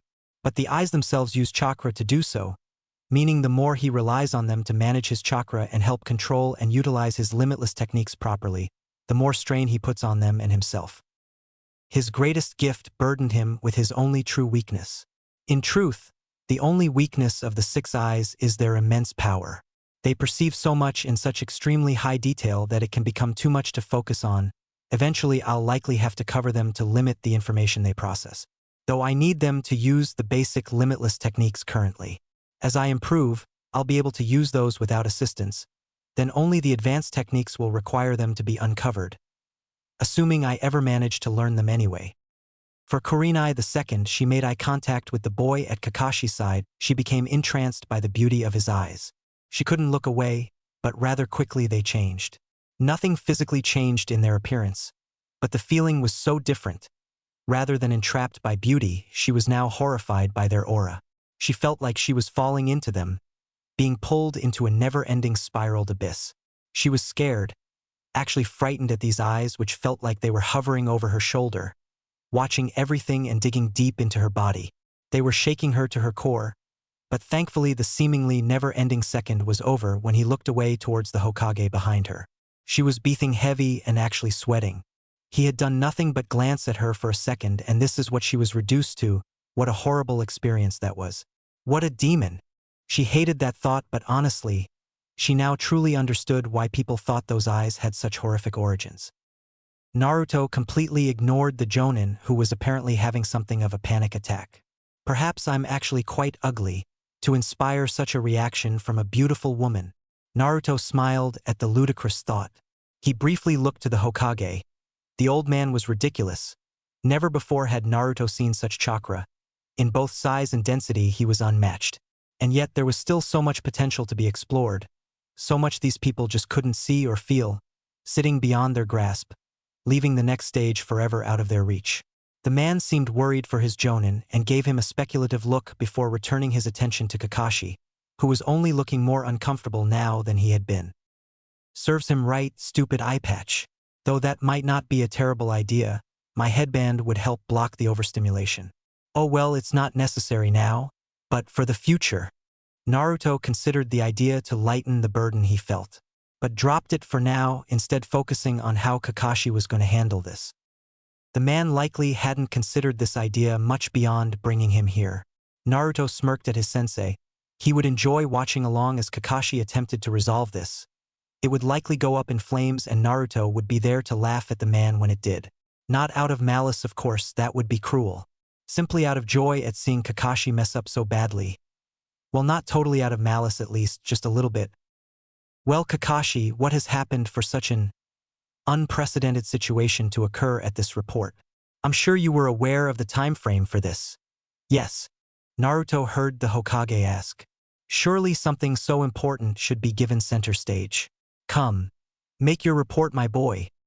Kakashi already hated this job, and Naruto not so discreetly laughing at him wasn't helping things.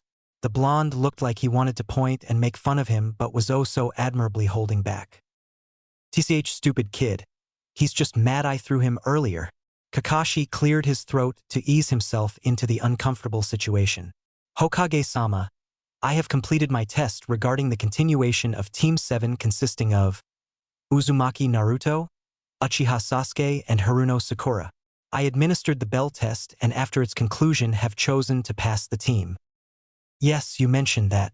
I'm thrilled you found a group who were able to prove themselves to you. I'm sure you'll make a fine teacher, my boy. Hiruzen replied, appreciating the official report and confirmation of the team's pass, but hoping to lead Kakashi onto the bigger topic. Thank you, Sandame-sama. The reason for the rather unusual company for my report is due to some new information coming to light regarding his unique abilities. I thought you would like to know and assumed it was best to allow him to explain it himself so as to avoid misrepresenting some aspect of it. But perhaps it was a bad time. Kakashi, in all honesty, had forgot what time the others would have finished. He hadn't meant to have so many eyes on Naruto, a poor mistake that could lead to distrust. Perhaps the boy thought he was trying to pressure him into revealing all his secrets and brought him into a room of Jonin and the Hokage to force his hand. He'd need to talk with him later, but for now he could help allow the blonde to escape with his cards still by his chest. I apologize, Sandame-sama. Please forgive Naruto's intrusion and consider it my own. It was a lapse of judgment. Please allow him to return home. We have an early start tomorrow. He hoped he hadn't accidentally made the old man curious. He seriously hadn't thought this through. Hiruzen looked at Kakashi for a few moments before taking a draw of his pipe and agreeing to the request. But before Naruto could fully leave, he spoke up to him. Naruto, my boy, I'm glad you're opening up with your team. It is vital they understand your skills and moveset. You don't need to tell them how to perform any techniques, but it's also not good to hide them from your team. It will only cause problems and indecision when you are forced to either reveal something or suffer the consequences. Indecision, even for a second, can kill. Maybe not you, but a teammate. Hiruzen spoke having deduced the reason for Kakashi's 180, from hoping to have Naruto explain whatever ability he showed off, to trying to smuggle him out without needing to. He understood Naruto's reservations about discussing his abilities. Naruto had made them painfully clear with his first words in the room. He hadn't forgotten the events following the initial reveal of his eyes, the votes to kill him, as he put it. But he needed the boy to understand that refusing to use those abilities in fear or suspicion of everyone would only cause problems. I will not force you to reveal your powers to me, child, but you should not hesitate to use them to their fullest in the protection of your team and mission. With his piece said, the Hokage allowed Naruto to leave, turning to face Kakashi a few seconds after the door closed. That was indeed a lapse in judgment, Kakashi. I understand your wish to open him up, especially if he showed something new, which I assume he did. But he is not trusting of my position and those close to me. And unfortunately, your unforeseen punctuality coincidentally coincided with our scheduled report. Usually you're booked in 3 hours later than your peers. Apologies, Hokage-sama. I got ahead of myself. It's just he may be far more talented than we had previously estimated. The Jonin was thankful that went smoothly. He could make the standard report without worrying about prying ears and eyes. Indeed. While on the subject of his talent, are you okay, Kurenai dear? You seemed a little faint for a second there. Hiruzen was intrigued as to what happened. He almost thought it to be a genjutsu effect, but there had been no chakra used in that moment. It appears she had just experienced a panic attack. Kurenai looked down, ashamed of her actions in front of her leader. To think he trusted me with leading a team of graduates and I can't even hold eye contact with a boy, she thought bitterly. She had never considered herself to be weak-willed. She proudly accepted her reputation as being cold, brought about by her policy on men attempting to hit on her. She was proud to think herself someone who did the title of kunoichi proud and reversed the stereotypes that they were not as capable as male shinobi. The very same way Senju Tsunade had proven her naysayers wrong during the Second Great War. But apparently she had become arrogant or too comfortable in that belief. Straightening herself, she responded, I'm fine. Thank you, Hokage-sama. It's just the first time I've truly seen his eyes. They were more intense than I was expecting. Forgive me, it won't happen again. She had previously believed a rumor that the boy had been faking them, that he was just seeking attention. Truly how far she had fallen, to allow rumors spread by biased civilians to impact on her perception of a subject. Hiruzen continued looking to her for a moment before smiling and accepting the answer with a nod. Yes, they can be quite uncomfortable indeed. I've even experienced it myself. Certainly, fascinating though. The Kekkai Genkai we see today in clans such as the Uchiha or Hyuga are hundreds if not perhaps thousands of years old. They all have their origins in what we believe to be the founding of shinobi, even if we don't know the exact details of their creation or evolution. For a seemingly brand new one to appear as Naruto-kun's is incredible. The professor was a man of much knowledge. It's the basis for his remarkable strength. He could see a jutsu performed once and deduce its components well enough to use it himself. So to be presented with such a question he had no answer to was as unlikely as it was exciting. Kakashi though wondered whether he should add on to that. Naruto told me that he has two totally separate hereditary abilities. The limitless ability he briefly spoke of seems to be responsible for his combat prowess. At least in terms of true power, the six eyes almost seem supplementary to this new ability. They act as the foundation that allows him to build his skills, to use them to their fullest. If he had a child, would they inherit both?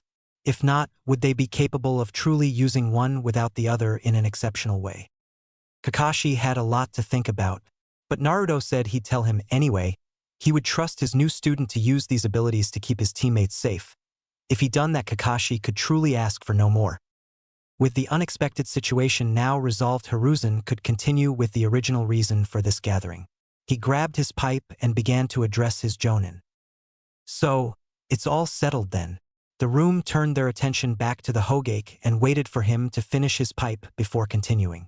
The teams 1 to 6 have sadly not passed. They will be free to return to the academy, join the force as a probationary genin and await another jonin who wishes to take on a team, or even leave the shinobi program and find a life as a civilian. Those sensei who are within that bracket, you are free to continue your standard duties and are dismissed. With that, the 6 mentioned jonin left the office and Hiruzen focused on the 3 remaining in front of him. He was glad these 3 had passed their teams. He was sure they would raise fine young shinobi who would make him proud. Perhaps unsurprisingly, the majority of genin who passed this year are children of major clans, though more important than even just that. This year's group has much promise, that is for certain, but also, they are the children of clan heads and despite their age and inexperience hold power within the village's political climate. You are now in charge of raising those who will lead the village in years to come. I'm sure you will take this role seriously, but I want you to push them. I hope to make a good showing in the Chunin exams that will take place here in 6 months. Each sensei was surprised to hear the Sandaime push for them to enter a new team so quickly, but with the potential this year had it could lead to a rousing victory for the Leaf in its home ground. It would make sense to push for a good showing in these next exams. Teams 7, 8 and 10 are now officially genin of Konoha. You are free to leave. Report to the mission desk whenever you choose to administer their first mission. I always enjoy the reactions to what their new life will entail. Hiruzen smiled thinking about it. Especially Naruto's reaction. It would likely involve a lot of complaining and bragging, and he couldn't wait to see Kakashi deal with kids. With all said and done, the Hokage was left to deal with his paperwork he had been putting off. Though he couldn't help but wonder what new power Kakashi had wanted Naruto to explain. I'm sure it's something incredible we've never seen before. I hope to see it during the upcoming exams. I'm positive Team 7 will make it there and surprise us all. Konoha streets, Naruto. Having left the Hokage's office only a few minutes ago, Naruto found himself wandering the streets with nothing to do. It was still pretty early on in the day and he had no commitments other than meeting his new team and sensei tomorrow, for what he assumed would either be their first mission or a training session revolving around operating within a group.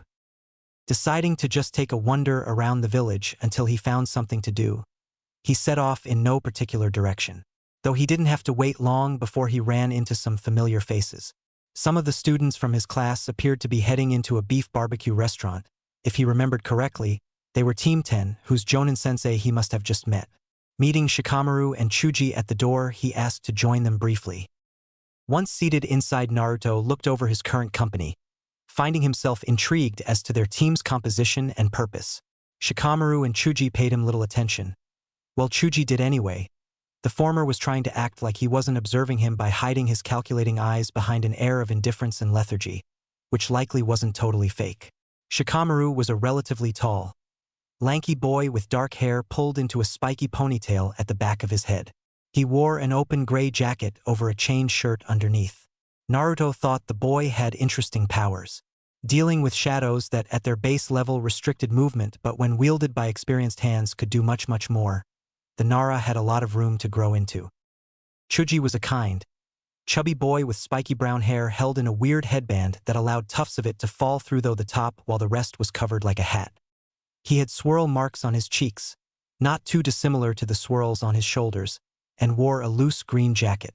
Chuji himself had interesting powers. The ability to increase his size and therefore power either in specific areas or over his whole body was perhaps much more one-note in terms of use and strategy than his own powers or even his Nara friends were, but still a powerful ability. Lastly, Naruto turned his attention to Ino, who was just sitting down having been walking behind her two teammates, apparently none too pleased to be in their company.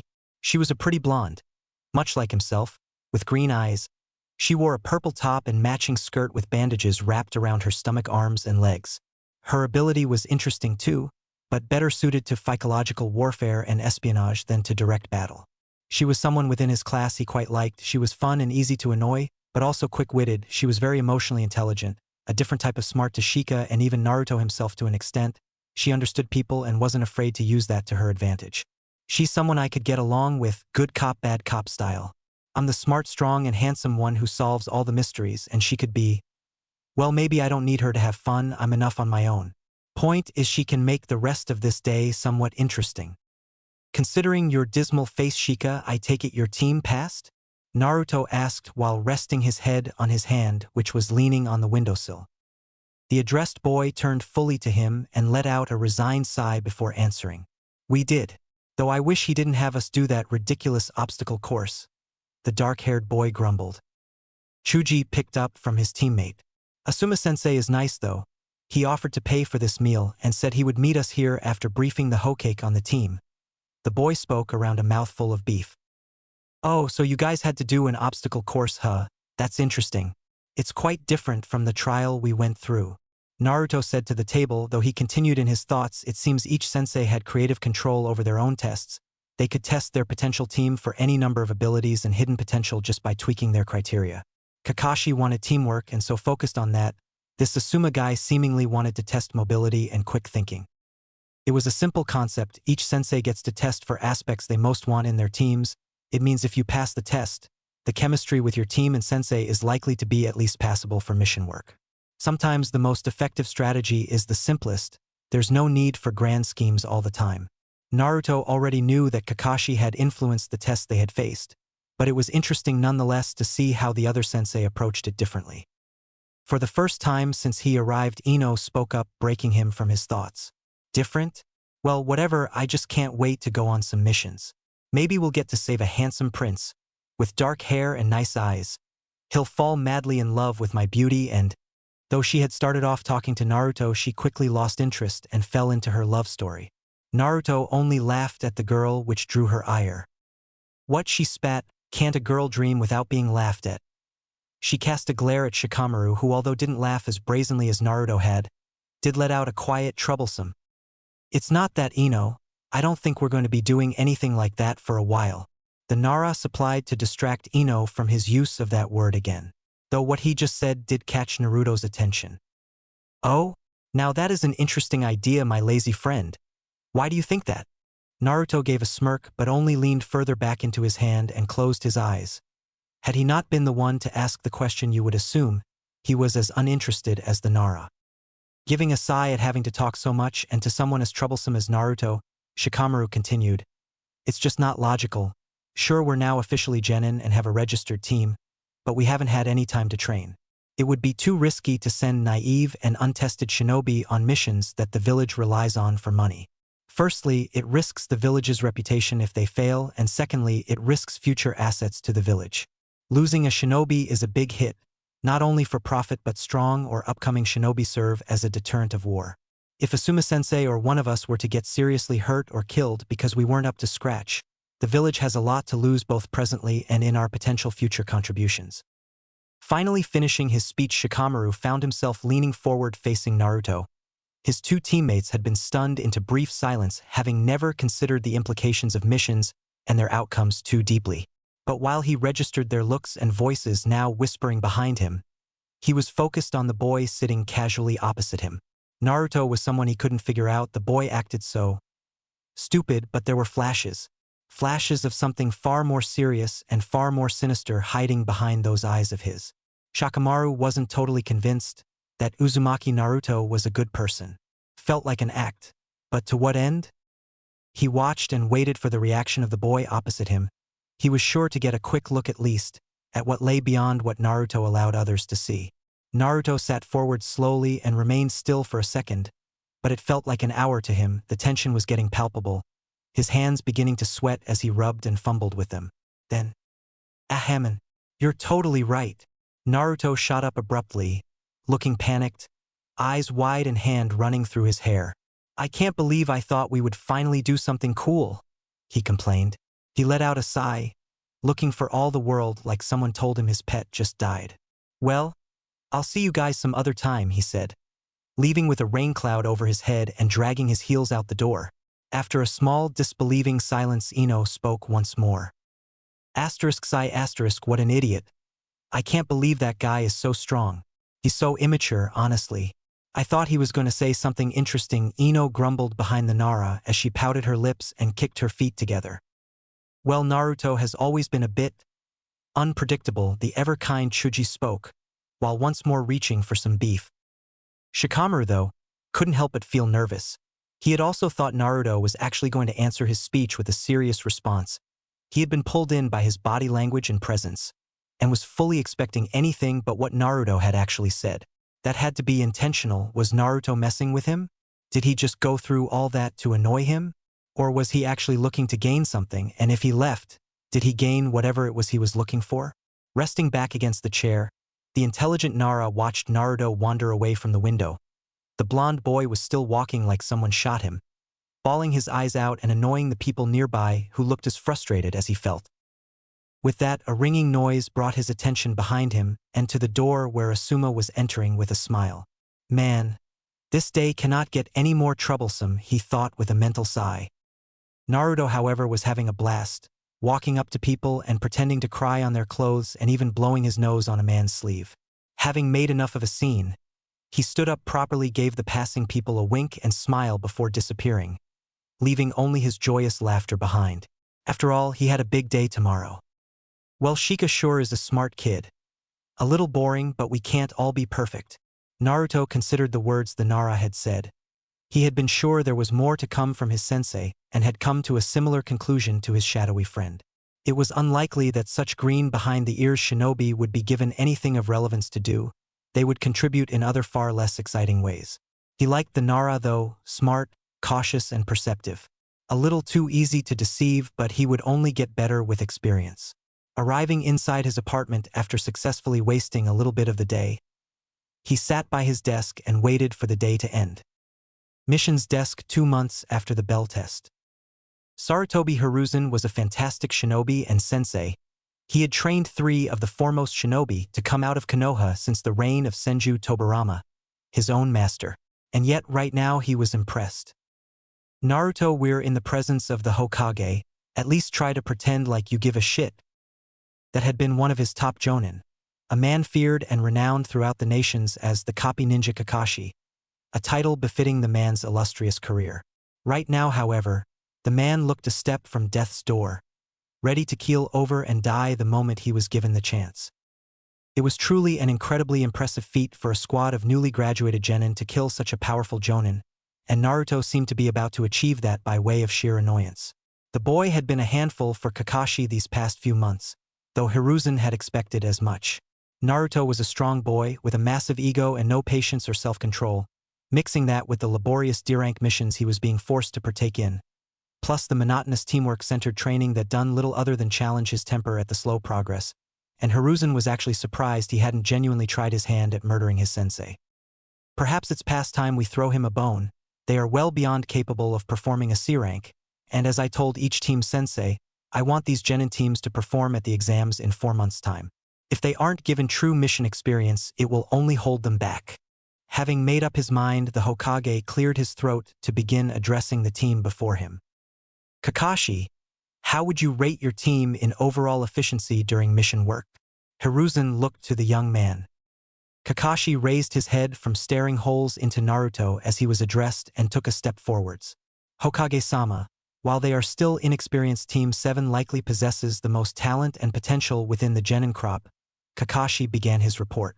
They perform missions with diligence and care, while the majority of them do anyway, he added under his breath. And their skills and team coordination are above expected levels as well. With his piece said, Kakashi took his place by his charge's side again and awaited his leader's decision. Hiruzen knew all of this anyway but asked to ascertain his Jonin's thoughts on his current internal debate. With Kakashi's vote of confidence, though, the old legend made up his mind. Very well then. Team 7, I am proud to administer you your first C-rank assignment. Please Irakakuin send Tazuna in for me. Now that announcement gathered the group's attention. Like Kakashi had said, this group held massive potential, far too much to be wasted cleaning houses and catching runaway cats for too much longer. Hiruzen had long since accepted that missions came with danger. As a shinobi, it was something they each came to terms with personally, but sending newly graduated genin, and more importantly children, to their possible deaths was never an easy choice to make. But babying them for too long, holding them within the village to protect them from the world would only stunt their growth, clip their wings if you will. He needed to let the young birds fly free, to truly grow from real and possibly life-threatening situations. Hiruzen knew it was time to test their mettle. Kakashi stood silent. He knew what his Hokage meant by asking him what he thought of this team. And yet when he heard those words, he couldn't help but regret his answer. Not due to his team's lack of power or the fact they were ill-equipped to handle such a mission, as in truth he could do a C-rank single-handedly with his eyes closed and a hand tied behind his back, but because he had already grown far more attached to his cute little genin team than he had expected. Sure, Sasuke was a bit of a punk, a boy with some serious mental health issues and in need of major therapy, but at the same time, he had flashes of an enthusiastic, competitive boy who had some serious potential. Sakura was a little rough around the edges, but she was a sweet girl who had a brilliant mind, one that could even rival a Nara in her preferred fields. And Naruto, well, Kakashi was pretty sure Naruto thought well enough of himself without him singing his praises too much, even if only in his thoughts. Together they made one hell of a team, and he was sure they would achieve much in their long lives still yet to come. But that was the problem, wasn't it? What if those lives weren't destined to be as long as he hoped? What if those potential achievements would never come to be? And all because they went on a mission too early, a mission away from the village just a month too soon, and it could all come tumbling down for them. The silver-haired Jonin watched Irika lead an older-looking man into the room and despite his lingering reservations decided to inspect his new client. His clothes, which consisted of a dark sleeveless top and matching shorts, were ragged and clearly well-worn. Whether from manual work or poverty, Kakashi couldn't yet tell. He wore a straw hat over thinning gray hair that matched his full beard, glasses covered his dark eyes, and he sported a tanned complexion, likely from living in warm sunny weather for his whole life. The man was aged, probably in his early 60s or at the youngest late 50s, but he clearly took care of himself. Well, other than the bottle of liquor that seemed very well worn though years of heavy use. Kakashi watched as the man's eyes, bleary from alcohol, scanned him for all but a second before moving onto the genin at his side. His eyes seemed to fill with more and more annoyance as he moved from one genin to the next, when he ended on Naruto, who was standing with his hands in his pockets, eyes closed and head leaned back so his face was pointed straight at the ceiling. He seemed to finally lose control of his mouth. Hokage, I thought you promised me a team of super ninja, not these stupid little brats. The yellow one can't even look in the right direction, how's he gonna protect me? Huh. The man slurred his words slightly, further proving Kakashi's thoughts that the bottle of liquor was worn from many years of overuse. Though Kakashi feared the reaction from his blonde-haired charge, whom had just been insulted, the boy offered no outward reaction to the words, only continuing to face the selling with closed eyes. In place of the expected retort from Naruto, the Hokage spoke again. Well, Tazuna-san, if you are unhappy with the provided team, we can swap them for another. although in all honesty this team of genin along with their jonin sensei are extremely talented and you're unlikely to receive anyone superior, Hiruzen informed him. If you want a team of more experienced shinobi, you would need to pay for a higher mission level, as C-rank missions like this, with little to no expected combat with bandits or issues, are run by these team formats. Kakashi noticed the man shrink in on himself as the Hokage broke him down and noticed the uncertain and weary glances he made between him and his team. But he really perked up when he noticed the fear and panic cross the man's face when the issue of mission rankings, pay and combat were mentioned. In all his years as a shinobi, Kakashi had met many chancers who lied to the village in order to reduce the cost of a mission. They normally died along with the team sent with them as they faced troubles beyond their skills, and this man reeked of someone with a big secret to hide. He looked to his leader to make sure he had caught on, and only met with the man's knowing and exacerbated eyes for a second before they both turned their attention back to the man before them. Well, I suppose this team will do for me then, but I expect these brats to pull their own weight at least. Tazuna finished lamely, trying and failing, at least to Kakashi's experienced senses, to appear calm and offering a begrudging acceptance, as if he was doing them a favor by allowing them to accompany him. The Hokage favored the man with a polite and aged smile before speaking. Fantastic. Then Kakashi, Tazuna-san is now in your care, and Team 7 good luck on your first C-rank mission. Wait first, was all Tazuna managed to say before he was led out of the room by Irika. All right team, meet me at the south gate in 15 minutes. Prepare as you were instructed at the academy. Remember, we want to carry light while still being fully prepared and equipped. I'll meet you there. The team soon left to prepare for the unexpected mission. Kakashi thought they seemed confident. A little nervous but not scared, which was good. Naruto left without changing from how he'd stood in the room, seeming completely unbothered. Now though, with the company of only the Hokage and the hidden ANBU, he could get to the important issue at hand. Hokage-sama, if you don't mind my asking, why are we allowing this man's charade to continue? It's obvious this mission is not as it seems. Kakashi spoke to his leader. Kakashi, my boy, what does the Leaf Village believe in above all else within its shinobi core? What have I tried to instill into every youngster rising through our academies, even above mission parameters and guides? Hiruzen questioned. The will of fire, sir, was the immediate response. Exactly. The belief that we as a people are stronger together, that it is not the bricks or paths or even the trees that make up the Leaf Village but its people. We are the village hidden in the leaves, not this place where we happen to have built upon. The belief that the people of this village will always have your back. And although not everyone subscribes to this idea, I believe in it. But it extends beyond just our people. It applies to anyone who seeks our aid. To be honest with you, Kakashi, we know what is happening in the wave right now. Hiruzen revealed. There is a man there who goes by Gato. He has taken over the country by essentially forcing a monopoly over their business and industry. He has taken the whole country captive in order to plunder it to its last piece of worth. You and your team are going along with Tazuna, but there are other, more secretive shinobi going to deal with Gato. So, my team is a diversion? To be seen as Tazuna's protectors by this Gato, and to draw his attention and allow the others to sneak in. Kakashi finished. Yes, essentially, you will complete your mission and they will complete theirs, but they are not an aspect of the Leaf we want to be associated with, as you well know, my boy, so your team is more than a simple distraction. You are putting our best foot forwards, selflessly saving a man and his country for no gain whatsoever despite their lies, showing our up-and-coming stars and becoming heroes. Quite the fairy tale story for a first big mission, wouldn't you say? Yet you speak of helping others based in the belief of the will of fire? From our own goodness and not for any gain? Is that not hypocritical, sir? Despite saying this, Kakashi meant no disrespect.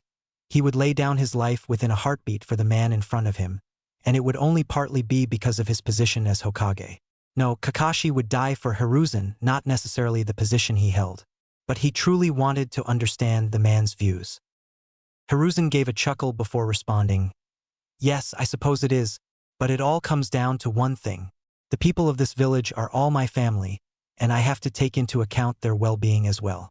It is perhaps why there have been so many wars in this world of ours. Love for one's family inherently means placing their value and worth above someone else's, and the actions you take to protect them will undoubtedly hurt someone else's loved one and breed hate between you.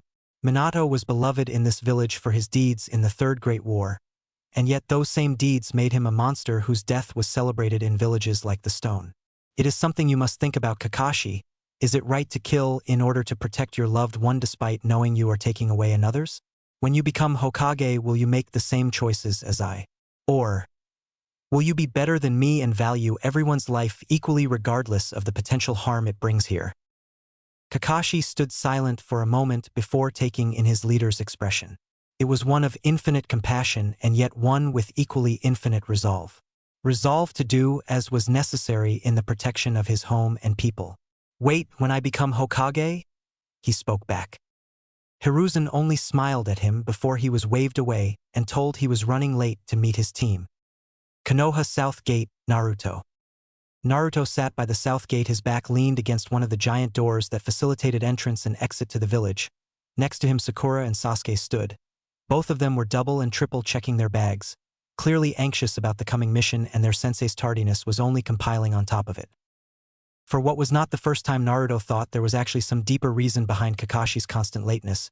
Maybe he wanted to force them to consider what they were about to partake in as they sat around waiting for him. Maybe one of them would get cold feet and chicken out because he gave them time to think, rather than just diving into it before any deep thoughts on it could occur. Well, Naruto doubted that. Sasuke certainly wouldn't chicken out. It would go against his very purpose. And Naruto thought Sakura was beyond the stage where she would as well. She may be scared and want to do it, but he had faith that she wanted to improve herself more and that it would be that desire that won out in the end. Looking over to the check-in booth on the other side of the road, Naruto spotted their charge for the foreseeable future speaking with the gate guards. The man was looking calmer now than how he felt within the Hokage tower. He held himself with some bravado and confidence as he chatted away to the guards. Naruto was feeling pretty good about this mission. It was true that Team 7 was still a new and untested team, especially within these circumstances of missions beyond the reaches of Konoha, but he thought it was time they started really pushing themselves. He had been feeling somewhat stagnant for years now. Most of his power came by way of learning and mastering both the Six Eyes and limitless bloodlines he was blessed with. The problem being the insane complexity in both understanding the techniques and the complex chakra manipulation required to use them. His most recent progress was the ability to use the reverse technique called Red, that he used against Kakashi. It involved reversing the flow of chakra and in turn creating the opposite effect of his technique Blue. But using reverse chakra techniques was no easy feat, and his application of it was so far limited to utilizing Red, and even then, the output and effect of the ability were severely nerfed from what it had the potential to do. He needed to continue to grow. He was beginning to grow frustrated at his inability to master the reverse application of chakra in a sizable way. It was a new and novel experience for him, and he decided he didn't like it one bit. Looking away from Tazuna just before the man turned his head, perhaps feeling the unsettling feeling many had when he looked at them, Naruto smiled slightly as he faced the never-ending expanse of the world beyond his home village. Whatever happened in this mission, Naruto swore he would make the most of it. It was high time he really kicked it into gear and began moving forwards in exploring his potential, and this mission would be the perfect first step. Konoha South Gate, Naruto. With Kakashi having finally arrived, Team 7 was set to head off on their first journey beyond the Leaf Village walls. They were to embark on a C-rank mission to escort Tazuna, a bridge builder from Nami no Kuni, the Land of Waves, back to his home, protecting him from any run-of-the-mill bandits he may encounter along his path, and supporting him until the completion of his bridge construction. At least that was the mission as viewed from the surface, but when one looked underneath the underneath, there was more brewing than a simple escort mission. After Kakashi's arrival, the somewhat confident and relaxed mood that had previously settled over both the team and their charge had evaporated. Tempers and nerves were now running high for most of the group, though for different reasons.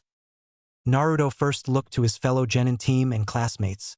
They appeared nervous, if the constant twitching of their hands and repositioning of their feet was anything to go by. Sakura was more obvious, the fear and apprehension plain to see on her face as well as in her body language. She had improved as much as one can in a few months of basic training. Nothing new with her individual skills, but more polished movement and other basics along with the team exercises drilled into them. She had done well to apply herself properly to physical training, likely for the first time in her life, as her preferred field always was the theoretical side of shinobi life, though she still complained about it constantly. Sasuke was much better at hiding his nerves, the only giveaways being his clenched teeth, jumpy eyes that moved from one thing to the next like he was already scanning his surroundings for enemies, and his generally more tense and rigid posture than was usual for him. But what both of them had in common, though more evident and stronger in Sasuke, was the fire burning in their eyes, the determination and excitement to go on a mission of this magnitude and further themselves. Naruto would consider that more than enough for them to be qualified for this mission, should it go as planned. Tazuna, though showing the same signs of nervousness as his teammates, was doing so for much different reasons Naruto was still working out, but thought he had the general gist of. Basically, he's full of shit, Naruto thought to himself. From the worry about our team strength when he first met and saw us, to even requesting a new squad with stronger shinobi, he's worried about more than generic run-of-the-mill bandits he may not even encounter. No, there's something or someone specific he has in mind that might be targeting him. Continuing to consider this, Naruto decided that there was nothing that needed to be done. He could allow this to play out as the Hokage and his sensei had likely planned, though he was unsure exactly as to what that plan would entail. Speaking of his sensei, the man had arrived a few minutes ago and was in the process of signing them out of the village. Appearing to have finished with that, he began making his way back over to them. Kakashi gave nothing away. He walked with the exact same ease as always. His face, already mostly covered, gave even less away, as his only open eye was shut in a smile as he approached. "Okay, is everyone ready to go? Remember, once we set off, we won't be back until this mission is complete, so make sure you're ready," Kakashi said after gathering the group together. With everyone confirming their preparedness and Tazuna antsy to get a move on, the group departed the leaf, moving under the large gates and walls of the village and out into the endless sea of trees surrounding them. Getting into a standard formation with Naruto standing in front, Sakura on the left side, Sasuke on the right side, and Kakashi at the back, they surrounded Tazuna, leaving him to walk in the middle of their formation, and began walking along the path leading away from their home at a sedate pace. Having a civilian within the group meant that they would have to travel at civilian speeds, which meant days filled with nothing but walking awaited them. After a few hours of walking in uncomfortable silence, at least it was uncomfortable for her, Sakura spoke up to ask their client a question. "Excuse me, Mr. Tazuna?"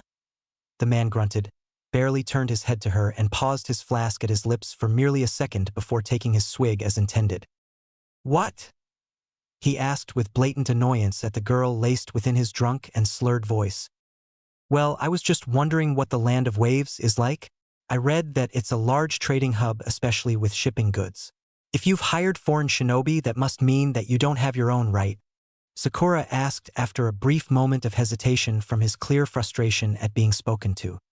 Tazuna almost seemed to flinch briefly as she mentioned their shipping industry, which Naruto noticed and filed away. Kakashi appeared to be ignoring them, off in his own little world reading a book, but Naruto assumed he was listening intently as well. "Well, you sure know your stuff, girly, haha," the bridge builder stuttered. Wave was... is a beautiful place just off the coast of Haino Kuni, the Land of Fire. It's far too small to have its own shinobi village, and the people there aren't so trusting of you shinobi folks anyway, he answered. Sakura looked shocked by that revelation. "Why wouldn't they trust us?" she asked back. The bridge builder finally stopped drinking and set his flask away into his bag to answer the girl. "Well, for a small civilian town who deals in trade, having you shinobi mulling around throwing those dangerous abilities about without care for collateral makes people nervous.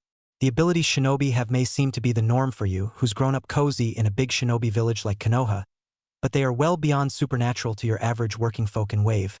Powers like that are seen as unnatural just because they are so rare out with shinobi settlements." The answer from Tazuna was an interesting one, though it seemed to upset Sakura more than satiate her curiosity. Naruto, though, understood. His abilities would already be considered incredibly strong in any of the shinobi villages, but in a small, out-of-the-way village like Tazuna's home, they would be enough for him to rule them as some kind of deity. To live your life knowing there were people with powers beyond your wildest imagination out there, and that one day they might set their sights on you, would make anyone nervous. Tazuna continued his speech to Sakura, explaining how the Wave citizens lived their lives, fending for their own, and how being reliant on the sea and shipping had left them somewhat cut off from the mainland, both literally and in terms of news and communication. But as he spoke, Naruto was only now half paying attention to the man's words. Instead, his focus was on a seemingly nondescript puddle along their path. "And that's partly why I'm building this bridge. The people of Wave have been too cut off from society. We need this connection to the mainland, so we aren't so dependent on shipping trade." Tazuna was getting worked up as he spoke, but as he finished he seemed to shut in on himself, briefly glancing to the jonin among them as if to make sure the man hadn't heard what he just said. Though instead of getting the confirmation he was after, he was met with the sight of the man charged with his protection being shredded into two pieces as two people appeared at either side of him with a spiked chain connecting their hands. Time stood still for a brief moment as blood flew everywhere and the jonin's separated corpse fell to the ground with a wet thump. Tazuna fell into shock, unable to look away from the mangled body of the strongest among them. The two shinobi, who were covered in long black coats and masks, almost reminiscent of breathing apparatus used underwater, looked to their true target now that the biggest threat to their mission was dead. Seeing Tazuna in his state of shock, they took the opportunity granted to them and shot forwards once again, aiming to bisect him as they had done with the weak gray-haired man.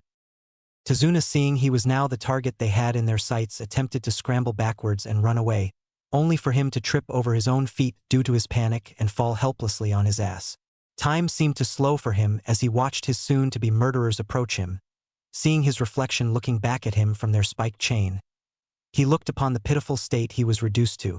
All he could think about in that moment before death was his family he would leave behind. Tsunami, Inari, Kaiza, I'm sorry. With that last thought, Tazuna expected his death to come and with closed eyes awaited the pain he assumed would soon overtake him. Only it never did. When he managed to build up the courage, he opened his eyes and was met with the sight of the dark-haired genin standing protectively before him. He couldn't see clearly what was beyond the boy in front of him due to a large cloud of dust that had been kicked up. With Naruto, 10 seconds ago. Naruto continued to discreetly observe the puddle as they walked, the six eyes allowing him to clearly see the genjutsu at play, as well as the two shinobi who were using it to hide. Looking over his shoulder under the guise of listening more closely to what the bridge builder was saying, he looked to his sensei, knowing the man would have spotted it as well. Kakashi only looked over the top of his book, smiled, and using the hand stuffed in his pocket made the gesture to hold back, knowing that the six eyes Naruto possessed would allow him to see the gesture despite the fabric blocking it from everyone else's view.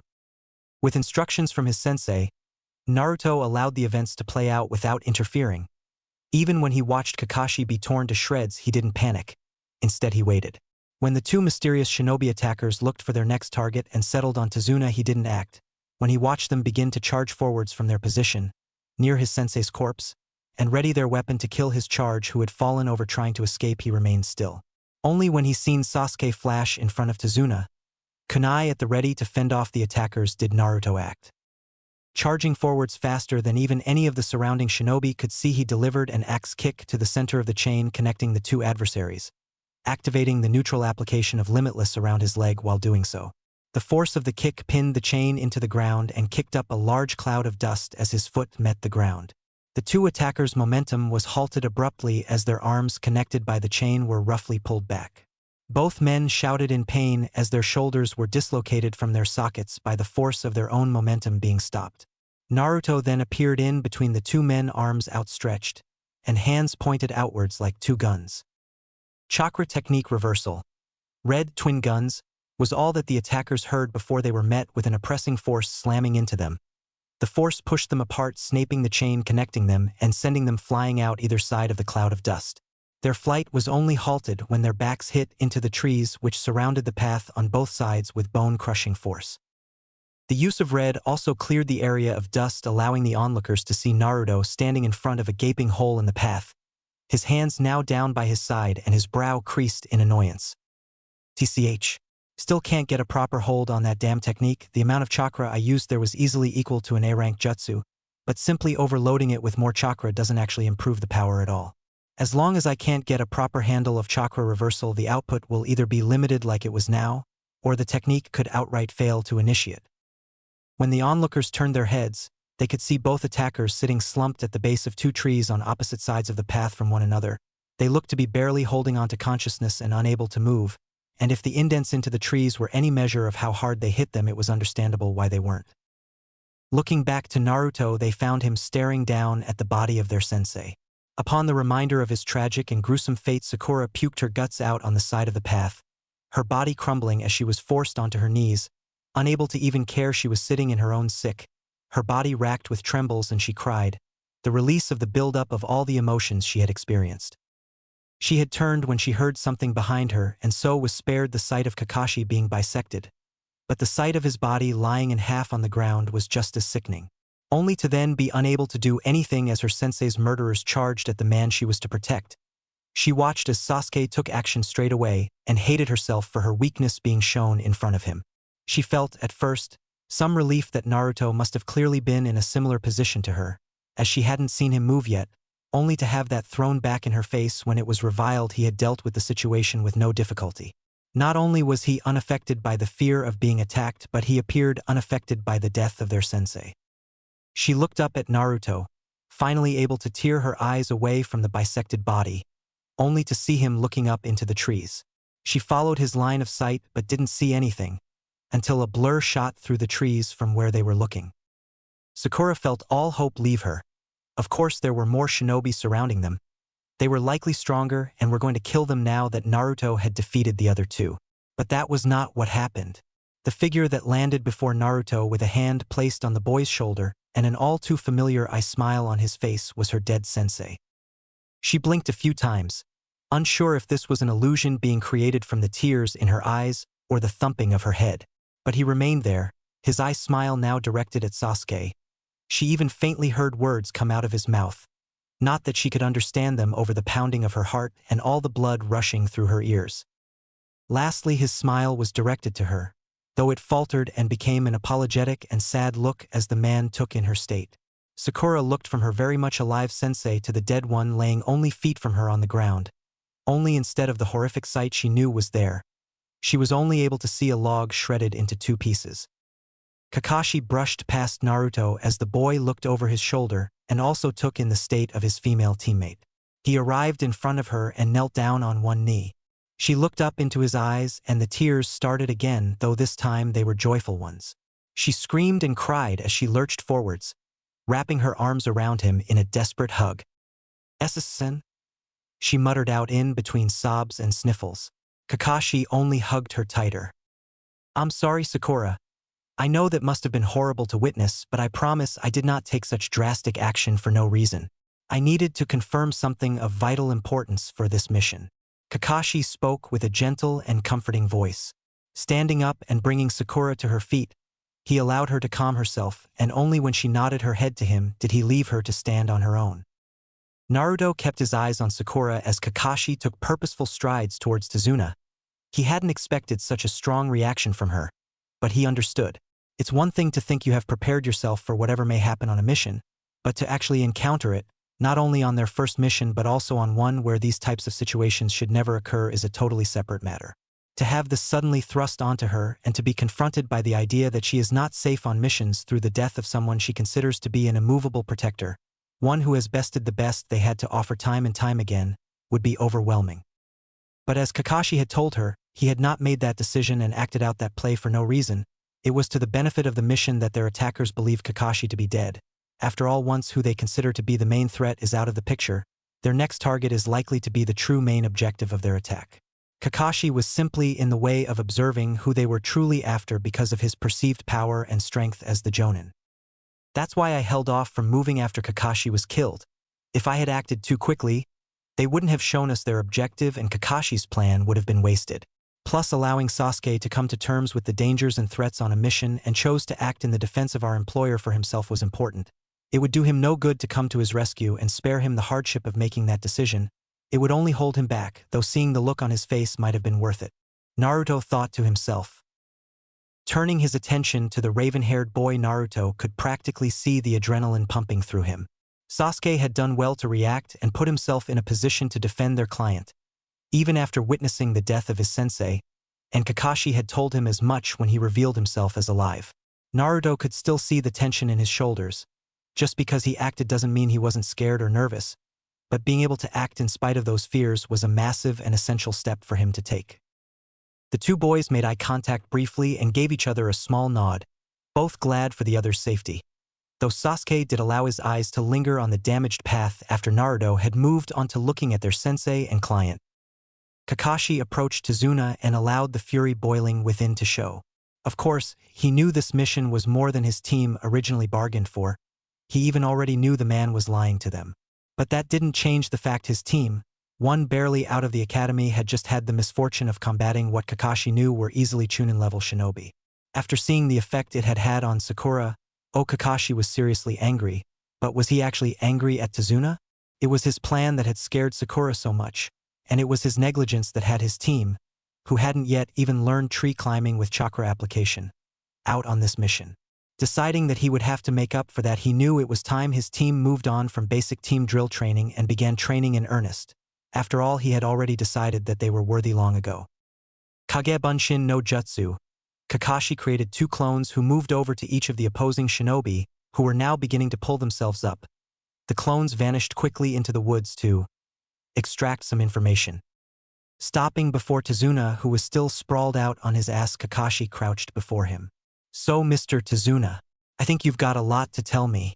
So, it's best you get started quickly and explain why there are Chunin-level shinobi targeting you despite only applying for a C-rank mission." Looking into the eyes of the shinobi before him, Tazuna decided it would be best for his health and well-being to be honest with him, and so after taking a moment to steady himself, he stood from his seat on the ground and prepared to divulge everything. Okay, I understand. You are right, I wasn't honest with you. The truth is, the wave needs this bridge for more than just reconnecting to the mainland. A year or so ago, the people of my village were approached by a wealthy businessman named Gato. He revealed an interest in purchasing some land and setting up business in Wave, using the large shipping industry available there to grow his trade. The rest of Team 7 now gathered around Tazuna as well, and at the name Gato, Sakura perked up. "Gato? You mean Gato of Gato Company?" Sakura exclaimed. "That's right," Tazuna confirmed. "Gato is one of the richest men in the world, possibly the richest outside of the daimyo, feudal lords, and royal families. At first, many of the people thought this would be a good idea and readily sold him property. They expected that there would be a boon in traffic through the island from ship crew if trade and shipping were to increase. However, Gato used the small foothold he had garnered to monopolize the land of waves." Tazuna paused, then with a slight tremble in his hand took a drink from his flask. He continued on with his story after composing himself and taking brief comfort in the alcohol he always carried. He set about isolating the country, firstly by taking control of the seas surrounding Wave. He used the pretense of trade and his shipping company to hide the fact that the waters were now crawling with his ships. No one could enter or exit without his knowledge and permission, and with no access to the sea, our isolation only grew. In controlling the sea, Gato controlled Wave. There was no food unless Gato provided it, at a cost of course. There was no fresh water unless it was bought from Gato Company. There was no medical treatment unless it was being paid to Gato. Our entire lives became reliant on him, and with that in his hands he could do as he pleased. Without any link to the outside world, no one knew what was happening in Wave. It was as if it was all taking place behind drawn curtains. Gato went about setting up ports for trade, using the island as a place to freely stop off and resupply. Usually, ports would charge companies for that, and the surrounding area would make revenue through shops and hotels for the ship's crew that would need rest and provisions. However, with Gato controlling Wave as he does, he could do it for free. But of course, trade isn't all Gato deals in. "What do you mean by that?" Kakashi asked. Naruto assumed he already knew the answer to that but wanted Tazuna to explain it himself. Gato is known for his wealth and his successful business Gato Company. But that's only the surface of everything that man deals in. He's a disgusting man who cares only for his own wealth and status. He has aspirations of becoming so influential that he gets invited into the daimyo's courts, where he would be practically untouchable. To achieve that goal, he has his hands dirted in anything you can imagine: drugs, money laundering, human trafficking, prostitution, and slavery. They are all but a means to an end for him, only something that will quicken his ascent in the world. Wave is a suitable base to run his dealings through, not only because of his control over the people but also its geographical advantage of being isolated. He can do as he pleases without fear of being outed for his crimes. The more Naruto listened, the more he was certain the Hokage already knew of the situation in the Land of Waves, Gato's corrupt dealings, and the potential danger he posed if he was looking to expand his sphere of influence into Hai no Kuni, and that he and Kakashi had an overarching plan that went beyond Team 7's mission to simply escort and protect Tazuna. In helping them to establish a connection with the mainland while also defending or liberating them from this Gato, we also establish a measure of gratitude and build trust. It's likely that the first people they will seek out to trade or do business with in the future will be the home of their saviors. So, we're here to establish good rapport and forward the Leaf's interests through an alliance with the liberated Land of Waves. But in order to successfully complete our mission, Gato will need to be dealt with. A cancerous tumor like him would only continue to come back and haunt you unless it was completely removed. And if he's posing a threat to Konoha and Hai no Kuni in the future, then getting rid of Gato looks like we're helping the people of Wave to an outside spectator, but is also of benefit to Konoha. Not bad, old man, not bad. Just as Naruto finished that thought, the two clones of Kakashi returned from the woods, each of them dragging the men who had attacked them back towards the main group, where they unceremoniously dropped them by the feet of Kakashi and Tazuna before poofing out of existence. Kakashi seemed to close his eye to ponder something briefly before he began speaking. Well then, allow me to introduce you to Gozu and Meizu, who together are called the Demon Brothers. These guys are, or were, Chunin-level missing ninja from Kirigakure no Sato, village hidden in the mist, who went rouge after their resistance made a failed assassination attempt on the Mizukage. That particular piece of information caught the group's attention. They were tasked by their leader to assassinate Tazuna during his return trip. It seems Gato is getting antsy about the bridge's construction and wants to cut the progress off at the head. And by head, I mean your head, Tazuna. Kakashi continued.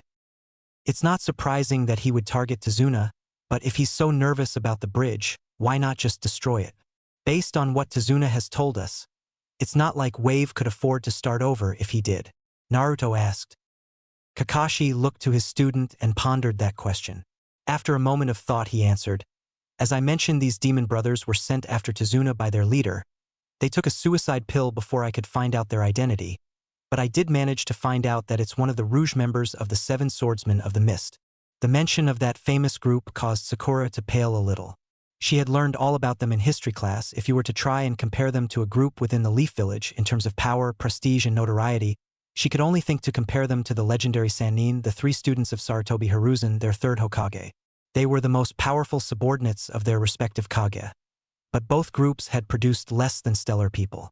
Kakashi continued, if Gozu and Meizu are under orders from one of the seven, it's prudent to guess that they've split up for a reason, one forced to deal with the target, in this case Mr. Tazuna, and another to work on something in the Land of Waves during his absence.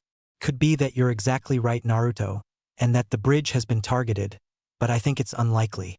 I believe Gato wishes to crush all hope and ideas of a resistance. By killing Tazuna, he makes it so Wave no longer has the will to continue building the bridge, but also kills the only person with the construction skills to do it. Allowing the unfinished bridge to stand means there will always be that massive looming reminder for the people of Wave that the last time they resisted him they suffered. Kakashi finished off. Now came the moment of truth for Kakashi.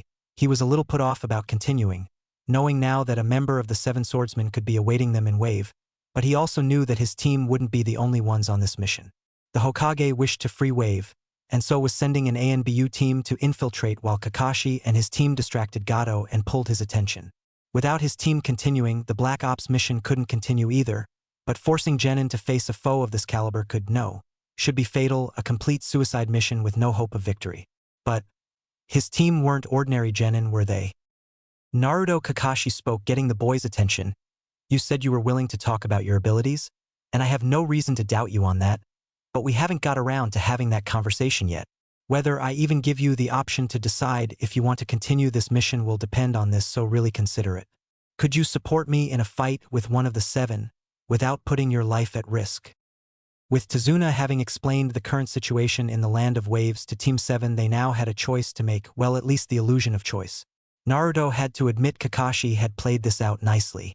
Technically, if they were following protocol, in a situation like their current circumstance, a team unfit or unqualified to handle mission parameters exceeding that of the original mission should turn back to Konoha or request backup. However, with the defeat of the now identified Demon Brothers, and the knowledge gained from their interrogation, that an even greater threat awaited them, it complicated things. A threat of this magnitude should make it a no-brainer that they should return to the village.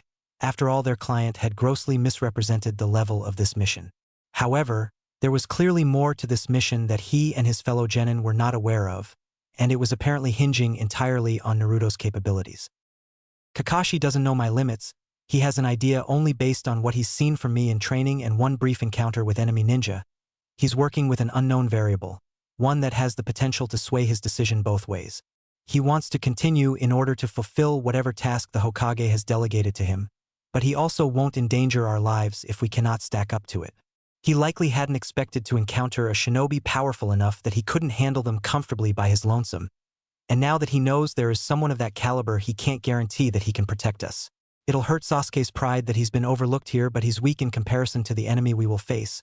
A more powerful than average fish, but still a baby. He can easily be eaten up by an adult fish of a lower caliber. That analogy was shit, Naruto, but the point still stands. Looking to his sensei, Naruto made his decision support you? I'd win. Team 7 waters surrounding the land of waves. Come on, quit pouting already, Sasuke. You're killing the upbeat mood we had going on. Naruto complained loudly. At least you're still on the mission. If it wasn't for me, you'd be walking home just now. Sasuke shot Naruto a dirty look for that, but had to concede that the blonde was right. Kakashi had only allowed the team to debate on continuing this mission because Naruto had convinced him that he could measure up to the Jonin if need be. If he had been any less sure of his ability, then they would have been turned around and heading for home. Sasuke couldn't allow his first mission, his first chance to truly prove himself and improve, to end like that. Of course, when Kakashi had asked them what they wanted to do, whether they wanted to abandon this mission or continue on despite the risk, Sasuke was the first to declare they would continue. Sasuke knew Naruto was strong, even begrudgingly accepted he was stronger than Sasuke himself was, but he still prickled at the fact that Kakashi believed the difference to be so vast that Naruto's abilities alone would determine his final decision, as if Sasuke was inconsequential to the outcome, that he was reduced to the same level of impact as Sakura. TCH, I'm not pouting. Unlike some people, I'm aware of the fact we're currently in enemy territory and crossing a sea surrounded in a fog, so think I can barely see 10 feet ahead of myself, using a rickety wooden boat? Or did you forget we're sneaking back into a country that's supposed to be on lockdown? Sasuke asked, his voice failing to hide his turmoil. Sasuke was right about that. Team 7 along with Tazuna were currently huddled together in a small fishing boat likely only meant to fit 3 or so people. They were being ferried over the water by a man from Wave that Tazuna knew, the same man who had smuggled Tazuna off the island. The man looked terrible. His ragged clothes hung loosely around an unhealthily slim figure for a man of his size. He had a straw hat on his head which was tilted down so low it would be impossible to make direct eye contact with him, though despite that the man still swiveled his head around so frequently one would think he was watching a tennis game. He was reluctant to accept so many people onto his boat when they arrived at the meeting point he and Tazuna had agreed upon, though after some persuasion from Tazuna he did eventually grant them all access. Just as Naruto was about to reply to Sasuke, something else grabbed his attention away. Asterisk whistle asterisk, that's one fancy bridge you've got there. Impressive considering it's just you and a ragtag group of men from the island, Naruto said, genuinely impressed. At his comment, the rest of the group turned in the direction he was facing and were met with the sight of fog. What are you talking about, Naruto, you idiot? I can't see anything through this fog, Sakura complained. Give it a second, you'll see in 3, 2, 1 inch. See wa. Sakura began before being silenced as the boat traveled past a massive structure rising out of the sea. Its presence so looming Sakura wasn't sure how the fog had managed to hide it at all. It was the support for the bridge rising out of the water and up into the sky before vanishing back into fog. It marked the furthest point the construction had reached out into the sea. Tazuna looked to the bridge and was silent for a few moments, simply looking up and drinking in the scale of his own creation. There she is. This is what will free us from Gato and his corruption, Tazuna spoke. It has to, he added under his breath before taking a drink from his flask. He looked at the blonde boy and spoke to him after wiping at the drink dribbling down his chin with the sleeve of his coat. Hey kid, how did you see that before any of us could? Your pink friend might be annoying, HUI, Sakura interrupted. But she was right when she said we couldn't see anything through that thick fog. Tazuna continued after the interruption. Well, I'm glad you asked. I was actually just dying to reveal my trump card and all its secrets for any old boatman to hear. Naruto began sarcastically. The truth is. Naruto's joke died off before he could make it as something else in the fog grabbed his attention away. Tisich could have just said that, no need to be a prick about it, Tazuna complained. Shoo, Naruto hissed quickly. His attention still stuck somewhere beyond their little boat. Now hold on a second, you brat.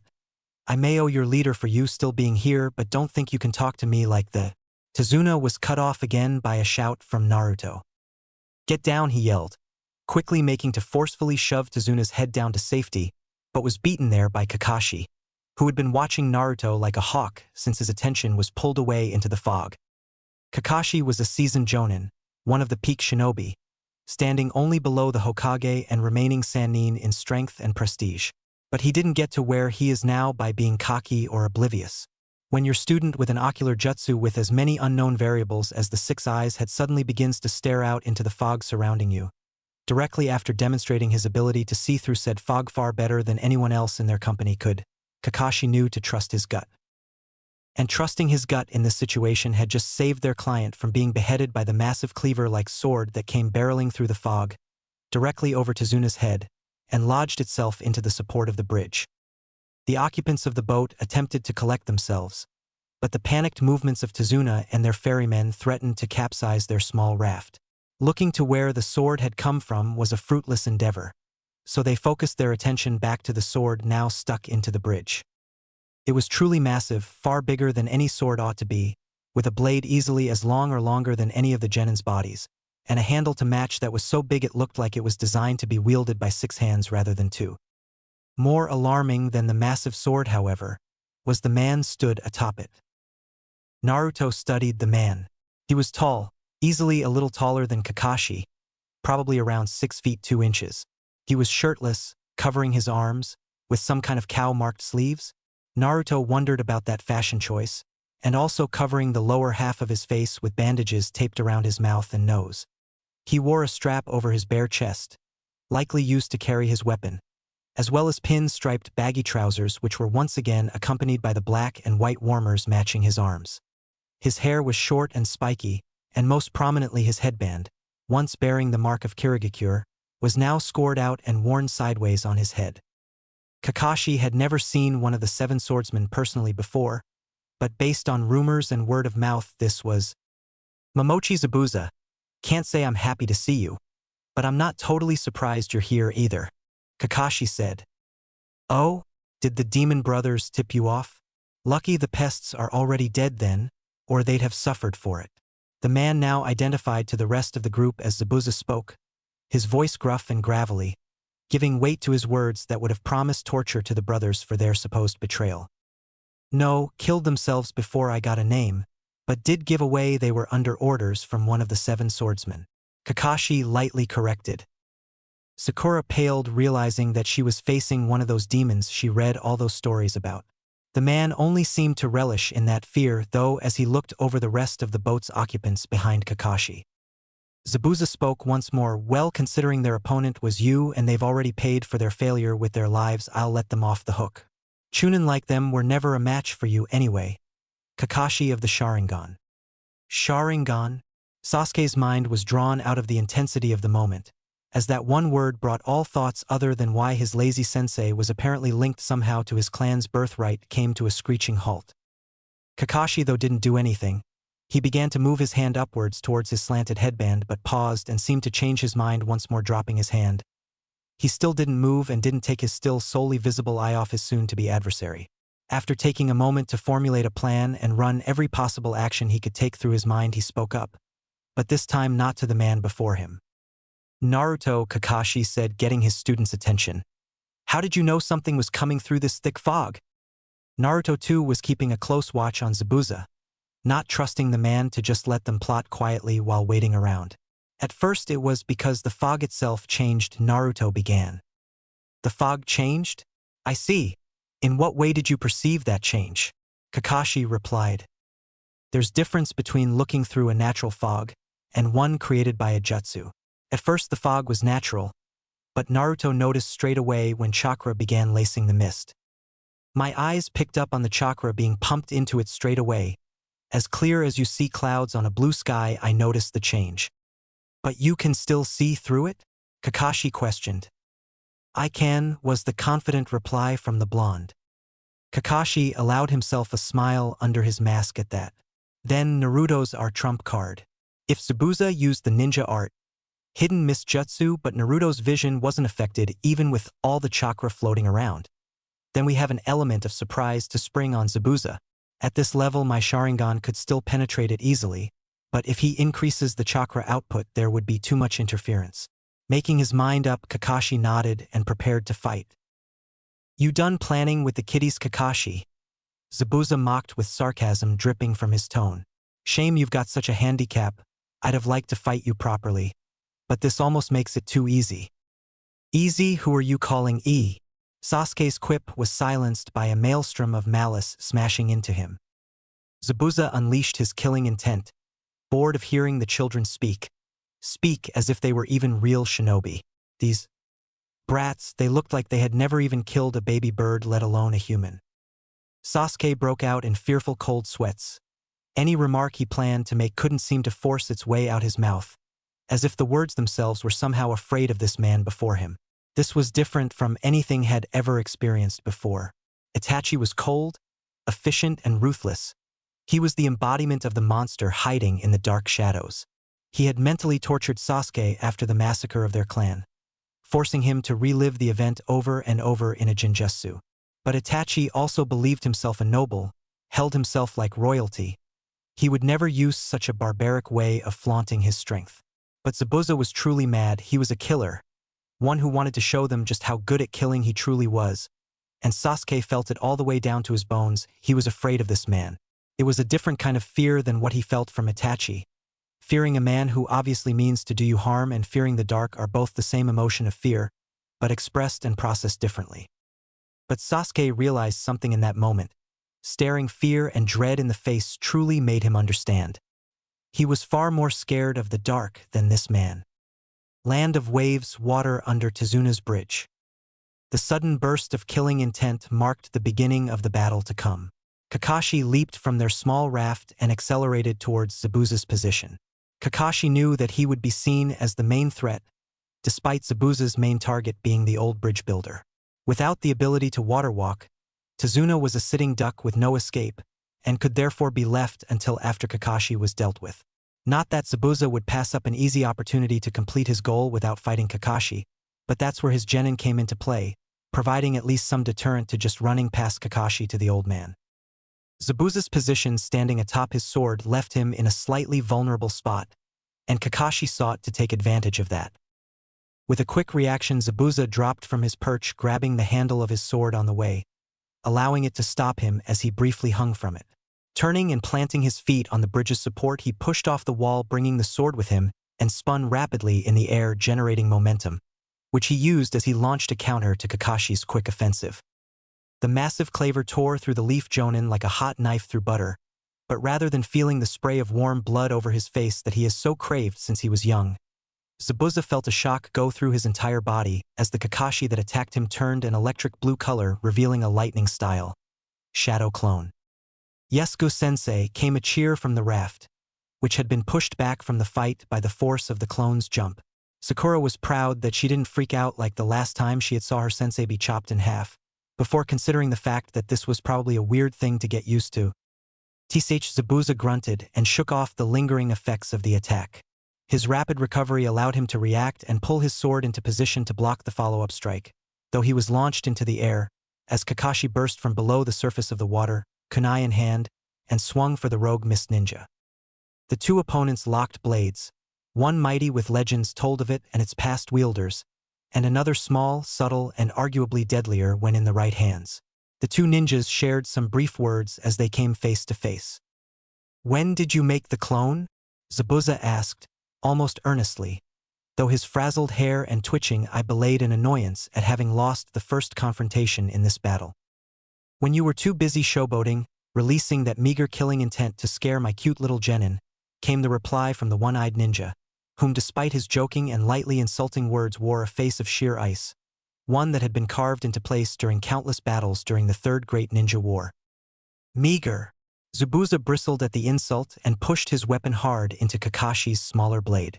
Though with both combatants being in midair with no ground to push from, he lacked the ability to generate enough power to slice through the kunai and into the insolent ninja as he had intended. Instead, both fighters shook for dominance in the air until they came to land on the water's surface, where Kakashi shot back quickly to create distance from the powerful weapon. The two powerful shinobi became blurs of movement and motion as they charged again and again, exchanging in short one-blow attacks. Kakashi knew he had the range and power disadvantage in terms of weaponry, and so was forcing the battle to become one of speed, coming into range briefly from different directions and attacking, only to back away and shift location. Lugging around a weapon of that size isn't easy, no matter the training Zabuza has went through to use it effectively, You can't overcome the inherent disadvantage in speed and precision just through sheer will, Kakashi thought to himself as he prepared to launch another offensive. Hidden from view, he created a shadow clone and sent it forwards. He allowed the clone to act disoriented briefly as it looked for an escape following its attack. And when the real Kakashi saw Zabuza move to strike it down, he dashed out from the fog, prepared to lodge a kunai in the back of the swordsman's neck. Really? Attempting an assassination from within a hidden mist jutsu on the most proficient silent killer in any of the 5 great nations? You're cockier than I thought. Zabuza roared, as a water clone rose from the water's surface to slice through Kakashi's shadow clone. The real Zabuza turned and swung a deadly crescent arc with his blade, poised to lop Kakashi in half. Kakashi did not slow down or alter course though, continuing on his path towards the deadly blade's swing. Suddenly Zabuza was pulled off balance as an attractive force acted upon his lower body, forcing him to stagger and lose control of his swing. His eyes widened as he saw the approaching gray-haired shinobi as he desperately formed a one-handed seal with a hand he freed from his blade. Kakashi was slightly surprised. He thought Naruto would intervene with the red repulsive technique he had demonstrated. He wasn't foolish enough to believe that an experienced ninja, especially one from the Hidden Mist Village, would lose their balance on water just due to some choppy waves. Not letting that distract him for long, his blade found purchase, though not in Zabuza's neck as planned.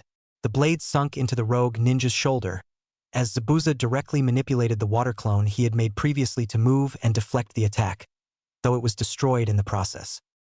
For the second time since the fight began, the 2 war veterans were locked in place, motionless in stark contrast to the raging waters around them, which had been set in furious waves by the numerous clashes at high speeds. Kakashi struggled briefly in an attempt to deal a further blow to his adversary, but Zabuza was too experienced. Instead of panicking due to the injury, Zabuza attempted to use the proximity brought about by his situation to his advantage. The Kubikuribocho was an unwieldy weapon. It took a man as mad as they are powerful to truly wield it, and Zabuza was truly mad. The blade's incredible size meant it was ineffective at such close range, with such little room making it impossible to generate a powerful enough swing to cut through a seasoned shinobi like Kakashi, who was concentrating high amounts of chakra through his system to enhance his physical prowess at all times. And so Zabuza instead drove the massive hilt upwards, using one of his former village's most impressive creations like a hammer, a human-sized hammer. Kakashi stepped back, leaving the kunai embedded in Zabuza's shoulder, and flew through a short set of hand seals at a rapid pace before stopping. Lightning style, spider web, Kakashi placed both hands on the surface of the water, from which a pattern reminiscent of a spider's web stretched out from his palms. The blue interconnected lines formed an area of effect around 10 meters in circumference. Zabuza, who was off balance due to his improvised swing, was too slow to leave the jutsu's effective area and was caught in it. The C-ranked lightning jutsu activated and an electric current was spread all throughout the spider web design, with jolts of electricity arcing and surging. Using the water as a conduit, the jutsu's strength was enhanced and Zabuza was left convulsing in place. With Zabuza momentarily immobilized while he recovered from the attack, Kakashi wasted no time and was racing through another set of hand seals before the last jutsu's effect had even ended. This time he would end it. Once his seals were completed, Kakashi pointed his right arm downwards and grabbed onto his forearm with his left hand. A horrifically loud screeching noise, like thousands of birds chirping all at once, began, and rapidly Kakashi's chakra surged around his hand, and it became visible as he performed a nature transformation directly on his palm. Soon his hand was alight with sparkling arcs of dangerous electricity, which looked to be capable of cutting through lightning itself, which of course it had done. Kakashi's own original jutsu was prepared. Raikiri, lightning cutter, he roared as his technique was complete. The blow was fast, the jutsu accelerating the speed of its user. In the blink of an eye, the battle was over, or it should have been. Instead, Kakashi had pierced through a thick wall of ice. What? Ice release. Kakashi's mind swirled to figure out how this wall came to be, until he sensed the cause. Behind me, on the bridge. The Raikiri was an incredible jutsu, a loose variation on his own sensei's signature jutsu, created with the goal of adding his chakra nature to the pinnacle of shape manipulation. But every jutsu has a flaw. Kakashi had chosen not to unveil the eye hidden behind his headband. He was a little out of shape. Since leaving the ANBU, Kakashi had naturally been sent on easier, more open missions, which had left him ever so slightly out of practice from the life or death fights he was once so accustomed to. and the eye that did not truly belong to him would cost him a great deal of chakra.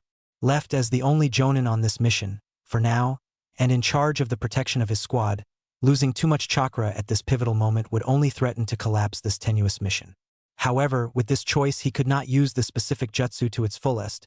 Even the shortest burst of movement, such as to move and pierce through Zabuza only a step or two away from him, caused a tunnel vision effect that made it impossible to react on time to new situations, and so instead of finding himself elbow deep into his opponent's chest, he was instead now locked up to the elbow in an ice wall that was beginning to rapidly spread over his entire arm, aiming, he could guess, to trap him.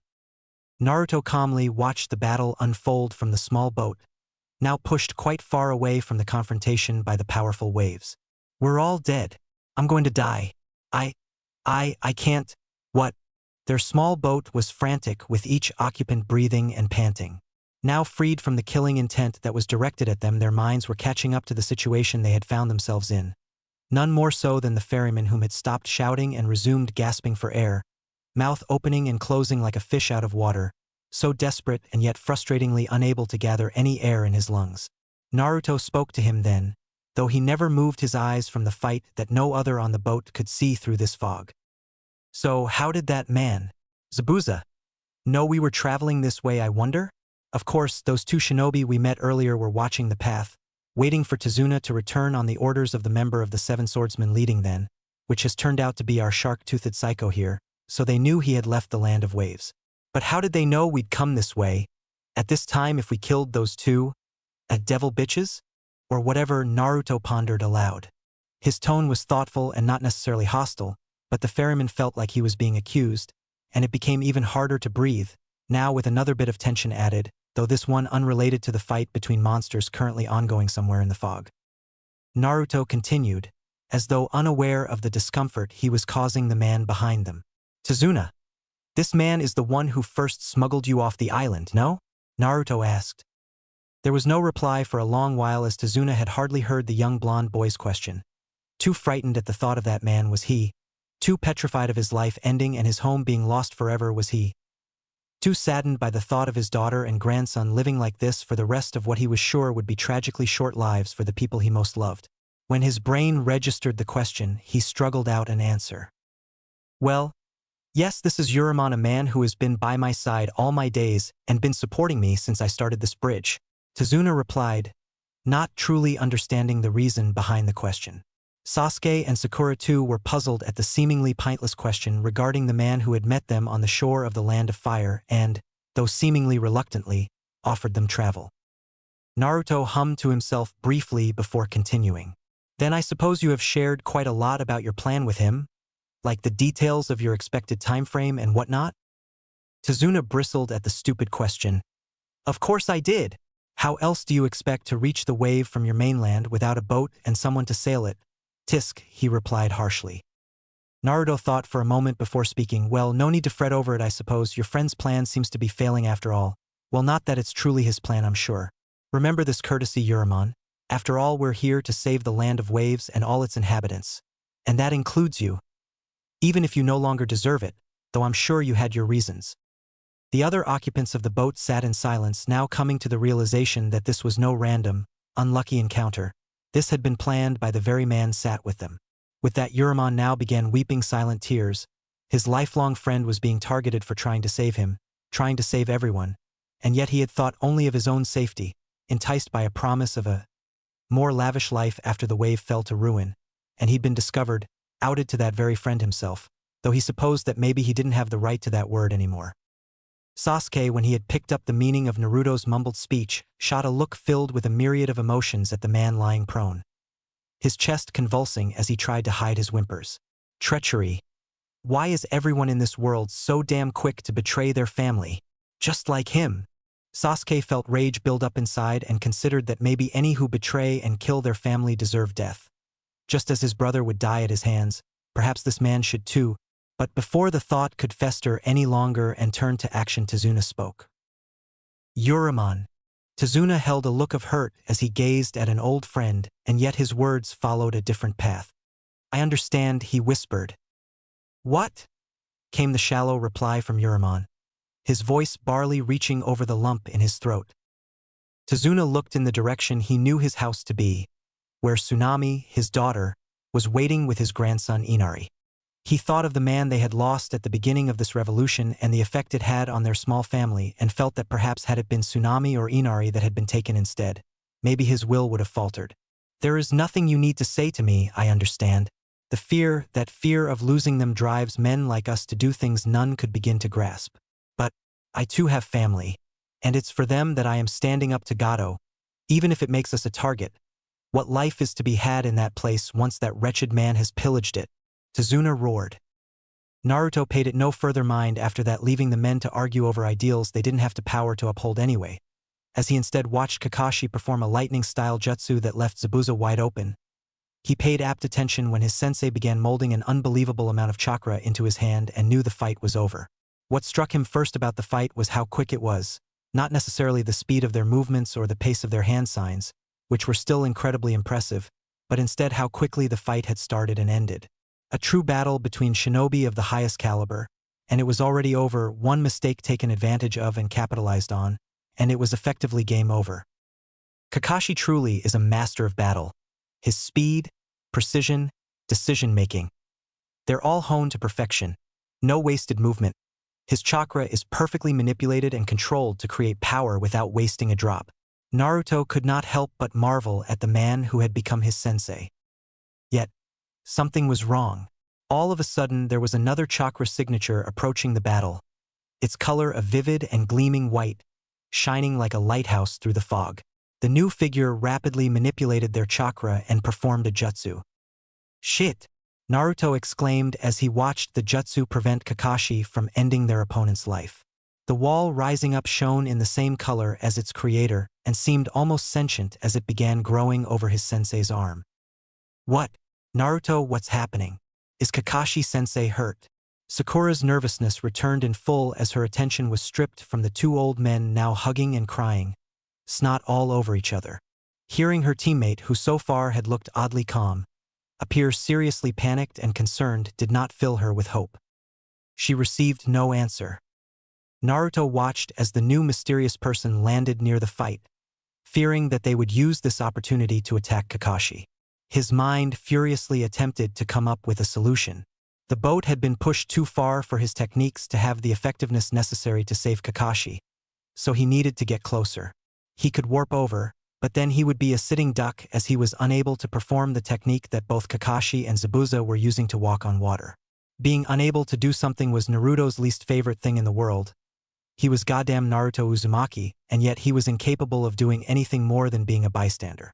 He had boasted to Kakashi that he could back him up if it came down to it, and so far, all he'd managed was to briefly knock the sword master off balance. He needed to grow. He could not allow himself to idle any longer. His power was desperate to advance, to make him the strongest, yet he was being held back due to his own inactivity. No longer. Naruto focused. He focused his entire being into watching the water at Kakashi's feet. Using his perception of chakra, he watched how it was being output, watched the steady flow of chakra being emitted from the soles of his sensei's feet. Naruto stepped a foot out of the boat, attempting to emulate what he was seeing, matching with his own body what Kakashi was doing. His foot felt resistance and stopped briefly. Naruto put more weight on the foot, almost stepping off the boat entirely, but lost balance due to the volatile water. He tried again, forcing more chakra out, desperate for it to work, and yet it failed all the same. This time, after losing balance, his foot blasted a shot of water away due to the unnecessary amount of chakra being output. So, it isn't a matter of the amount of chakra that was causing the failure, he thought. Naruto paused. What was he missing? How was Kakashi standing so resolutely on the ever-changing water's surface? Perhaps that was it. The water was not a stable surface. Unlike the groundwater was mobile, moving. His chakra needed to adapt to that movement under his foot. He focused harder, pouring power into his eyes, which seemed to glow with an otherworldly blue light as they magnified his view. Zooming in to an almost atomic level, he noticed it now. Kakashi wasn't just sending a constant stream of chakra out of the soles of his feet. The volume of chakra was being adjusted continuously in order to adapt to the water's tumultuous nature. With this new understanding, Naruto now focused his attention to his own feet.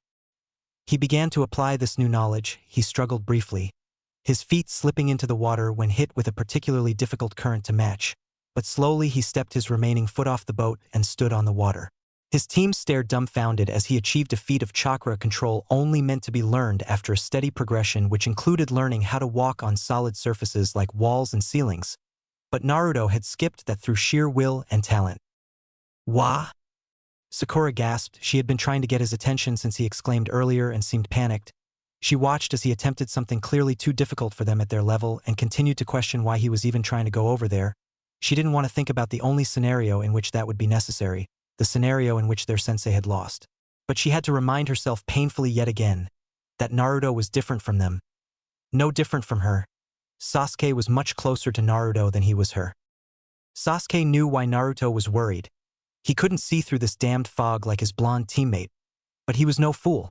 If Naruto was trying to get over to whatever he had seen, then it didn't bode well for Kakashi's state in this fight.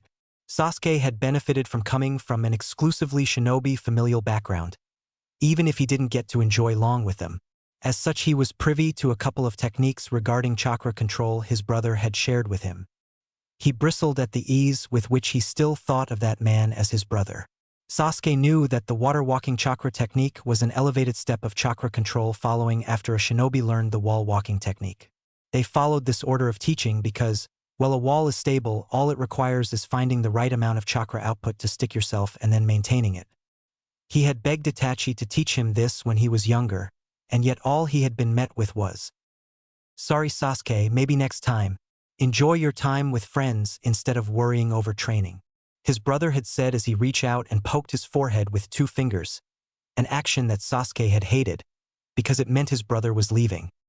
Sasuke was forced to watch bitterly as Naruto stepped off the small boat and stood on the water. For a few moments, a small reclusive part of Sasuke's mind hoped that Naruto would fall through the water's surface, but as Naruto tested himself with a small jump up and down, that bitter hope was dashed. Instead, Naruto left them, disappearing in that strange way that almost seemed like the world itself was the thing moving rather than Naruto. Sasuke was left with Sakura and the 2 crying men on the boat, his hand unconsciously reaching for where his teammate had just been, perhaps in hopes that being in contact with Naruto would have brought Sasuke with him as he left. Sakura's shouts went unheard to their intended recipient as he was now diving headfirst into a battle far too much to handle for a genin on his first mission away from home. Naruto felt it. This was what he needed, the desperation of a must-do situation, a moment where you either do or you do not, there is no try. As soon as he was sure he had the chakra output down, he took off, not even registering the voice of his teammate as she began to call for him. As he had told his sensei way back in their first spar, Naruto had 2 separate and yet intrinsically linked inherited techniques. The limitless technique had the potential to be truly limitless, an undefinable power with no clear ceiling, a power that depended solely on the applications its wielder could conceive, with no history, no tradition to limit his imagination as to what this power was capable of. Naruto had already achieved a great deal in terms of the applications of this technique, and he was about to show off more than he ever had before in the defense of the man he had come to respect and believe would be the one to help him achieve that limitless potential. Utilizing a long-distance teleportation technique that borrowed his power to fold space, he appeared in the air above his sensei. He arrived not a second too late as he watched the new assailant jump to the top of the wall of ice, having prioritized Zabuza's safety before attacking Kakashi, wielding Senbon. Of all things, the mysterious attacker was preparing to launch the Senbon at his captive sensei, who meanwhile was masterfully flipping through a string of one-handed seals, in which he had been forced to extend the number of seals in order to make up for his missing hand, in preparation to utilize a basic lightning technique that would shatter the ice by channeling lightning through his trapped hand and into the wall. The Senbon wielder would likely have struck before he could finish performing the jutsu if Naruto had not appeared in that moment, taking all 3 of the more experienced shinobi by complete surprise. This allowed him enough time to launch a powerful kick at the new shinobi whom he was now seeing properly for the first time. The shinobi wore a loose-fitting pinstriped olive-green kimono outfit which stopped at their knees. Over this they wore a lighter green haori with beautiful white trimmings along the edges, and around their waist was a brown sash that had been wrapped around the waist twice, matched with light brown sandals with straps in the same color as the kimono, and nail polish on their fingernails and toenails in a matching green color. Their long, silky black hair was gathered in a bun, while 2 locks of hair fell loose to frame the face. Or it would have if not for the porcelain white mask that covered it. The mask was thin, with curved eye holes and a red wavy design in place of the mouth, as well as the Kirigakure shinobi symbol etched boldly on the top. Seemed well cared for, despite its clear age. The masked shinobi was sent hurling back by the kick. To stun to properly block, all they managed was to get their left forearm in the way. The blow was heavy, unrealistically so. Far too much force for a boy that size, and the masked assailant's arm was broken inwards by the force. Kakashi managed to finish his hand seals and perform the jutsu to free himself with the ice wall shattering under the force of the electric current sent through it. He reached out in an attempt to stop Naruto sinking beneath the water but was stunned when his young student landed expertly on the water's surface with barely a wobble. Naruto, you truly are unbelievable. Kakashi could not help but marvel at his student, who seemed to have just decided he wanted to learn an advanced application of chakra control, and so had done it on a whim. Well, seems like I owe you one, Naruto, Kakashi joked with his student moving to stand beside him. Well, it looked like this young girl was about to kill you. I thought you were supposed to be like the strongest person in the village besides the Hokage. Can you imagine how awkward it would have been for me to explain you got killed by a girl wielding toothpicks? Naruto fired back with a smirk up at the taller man. Kakashi laughed. I had it covered. No one asked you to teleport your smarmy little mouth over here and start being mean to your poor old beloved sensei. Naruto only rolled his eyes at the man in response, instead looking towards their opponents. The two Konoha shinobi faced off against the duo from Kiri, though oddly their symbols had a striking difference. I'd say it was 3 against 1 with the arrival of a Kirigakure hunter shinobi, but I must say your actions aren't quite what I'd expect of someone supposedly hunting this missing ninja. Kakashi spoke lazily, pointing out the irony of a hunter attacking the wrong shinobi. Perhaps another companion of yours, Zabuza, Kakashi surmised. The gray-haired man ignored the duh Naruto spoke behind him and began thinking. Usually, a 2-on-2 here would be bad. I don't know, Naruto's or this newcomer's level, they might be evenly matched or totally unbalanced. The fact that a single kick done that much damage does ease my worry, but they were caught off guard. I doubt another blow, even of the same level, would result in the same outcome. An ice-release bloodline. Definitely not a current member of the Hunter Nin, considering the troubles going on revolving people like that, but perhaps an old member from when Zabuza was a member of the 7. If that's the case, I cannot allow Naruto to fight them until I'm 100% sure of his capabilities. Perhaps you ought to rethink your strategy, Zabuza. We have the advantage here. If you go now, I can guarantee you your life, of course if you return to face me again. Know that I will show no such mercy, Kakashi threatened, his voice carrying the weight of a man destined to lead the greatest and strongest of the hidden villages. Though Kakashi thought he likely had the advantage in a confrontation, he couldn't take the risk, continuing on with Tazuna and protecting his students, 2 of which were technically unguarded at the moment, was his absolute priority. If he could achieve that without fighting, it would be the right call. Ha! A baby unfit to call himself a shinobi jumps in, and you think you've won. Quite the opposite, his interference only makes you weaker. Haku. Zabuza didn't need to say any more. The now identified Haku, who had shown no reaction to their injury, charged bodily at Naruto. Naruto, feeling the rush of improvement, calling charge to meet them. Their right forearms clashed as they met, creating a shockwave of energy that repelled all the water around them. Reaching over with his left arm, Naruto aimed a grab at Haku's collar and pulled his opponent towards him. With a resounding crack, Naruto's forehead met with the white mask and forced Haku to step back, bewildered as the mask cracked down the middle, though not quite fully breaking off. And here I was hoping to see your face. Perhaps you're shy? Don't worry, I have to look at my teammate's ugly mug all the time. If you're not a brooding dark-haired loner, you're automatically better looking than him, Naruto said as he again took a quick step forward, throwing a left hook to the body. Haku, however, remained silent, and instead of rising to the bait, focused on defending. With one arm rendered unusable, they had to be much more careful of any blows aimed at their injured side. Forming a quick one-handed seal, Haku spoke, "Ice release, frozen capturing field." Ice instantly began spreading across the water's surface from below Naruto's feet, instantly trapping them. The frozen area expanded and entrapped Naruto in its center. Taking the opportunity, Haku stood on the ice and threw 2 sunban at Naruto and followed in behind them, ready to combat the young boy whilst he was trapped. Haku glanced over to make sure the copy ninja wasn't on his way to assist his young student and caught a glimpse of the man attempting to make his way over, but Zabuza landed a blow, forcing Kakashi away. Sure that it was safe to combat the boy without interference, Haku charged at full speed. Naruto looked to his feet and laughed. An incredible home field advantage for you. Fighting on top of water like this, you must think it makes you capable of holding your own even with that busted-up arm. He stared at the incoming senbon and watched as they flew right towards his eyes. Yet he did not move even an inch. Before the senbon could pierce him through the eyes, they stopped. Left floating in mid-air, the two metal weapons appeared to have been halted by nothing. Haku couldn't believe it. What the hell? With no time to analyze the situation more thoroughly, Haku opted to continue the charge and fight. The two began exchanging blows. Haku opened with a straight jab, aiming to take advantage of the fact Naruto was locked in place. Naruto shot out with a left hand and baited the attack away. He continued on with the same movement, and after crouching slightly lower down to move out of the reach of the hand he just sent sailing over his head, he hit out with his left elbow, aiming for Haku's stomach. The ice wielder formed a sign and forced the ice under them to change.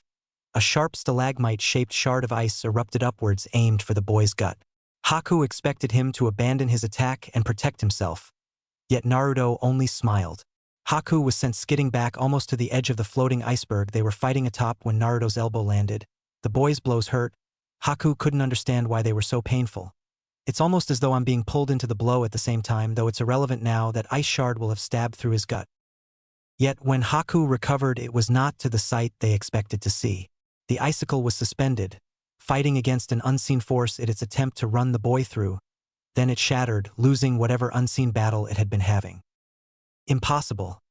Barely a whisper, but the words escaped Haku's lips all the same. Naruto only grinned in response, flicking his fingers as if to say, "Come on." Cocky brat Haku couldn't help but smile beneath the mask. Just a little. This kid was in serious need of getting his ass kicked, and Haku would oblige him. Racing back in the two became a blur of motion, Naruto's feet still trapped in the ice. Naruto had the advantage with two usable arms, but Haku was throwing in kicks and knees for good measure. Naruto aimed an open palm strike at Haku's chin, which the mask-wearing Nin avoided with a tilt of the head, and threw a high kick in return aimed at Naruto's head. The blonde boy leaned his torso back so he was at almost a 90-degree angle to avoid it, but was left open as Haku turned the attack into an axe kick. Out of nowhere, the two senbon Haku had thrown at the start of the fight flew from their stationary position in the air and embedded themselves in Haku's knee. The speed they impacted with forced the axe kick off target, and it landed on the ground next to Naruto. Naruto shot back to an upright position and threw three quick attacks. Firstly, he hit Haku in the neck with a left palm strike, then threw a quick right into the body, forcing Haku to double over in pain. Then to end it, brought his left hand around the back of Haku's head, forcing the fake hunter to feel the full brunt of an uppercut that sent them hurtling away. The crack on the mask made earlier in the fight finally broke, and the top right of the mask fell away, revealing the eye of Naruto's opponent. Naruto watched as they sat up, and he finally got a good look past the piece of mask that had broken away. Damn, I was kinda kidding when I was annoying Kakashi about losing to a young girl. Sorry, I didn't mean to downplay your strength because you're a girl. I thought you were just a young guy like me. Naruto wasn't easily impressed with the looks of others. He was comparing them to himself after all, and there weren't many that could compete with him, at least he thought so. But he was certainly a little stunned to see the beautiful chocolate brown eye staring back at him. The eyebrows perfectly Chopin and her snow-white skin, Snow-white skin. Ironic considering the ice. Haku seemed to panic when she realized the mask was broken, but got over it quickly as her master arrived by her side. Haku! The man was looking rather roughed up and breathing heavily. Deep cuts ran along his abdomen and arms. An eye forced shut from swelling and burns along his torso from lightning-style jutsu. Yet he looked down in blatant worry at the shattered pieces of mask. Kakashi landed next to Naruto at the same time, looking decidedly less beat up than his opponent and yet still sporting some cuts, including a large one on his shoulder that Naruto assumed had been made by the Kubikure Bocho pushing down into it. Kakashi really should learn to stop trying to combat that stupid sword with just a kunai, Naruto thought derisively. Kakashi looked him over, scanning his entire body and then seeming to relax once he noticed no visible injuries.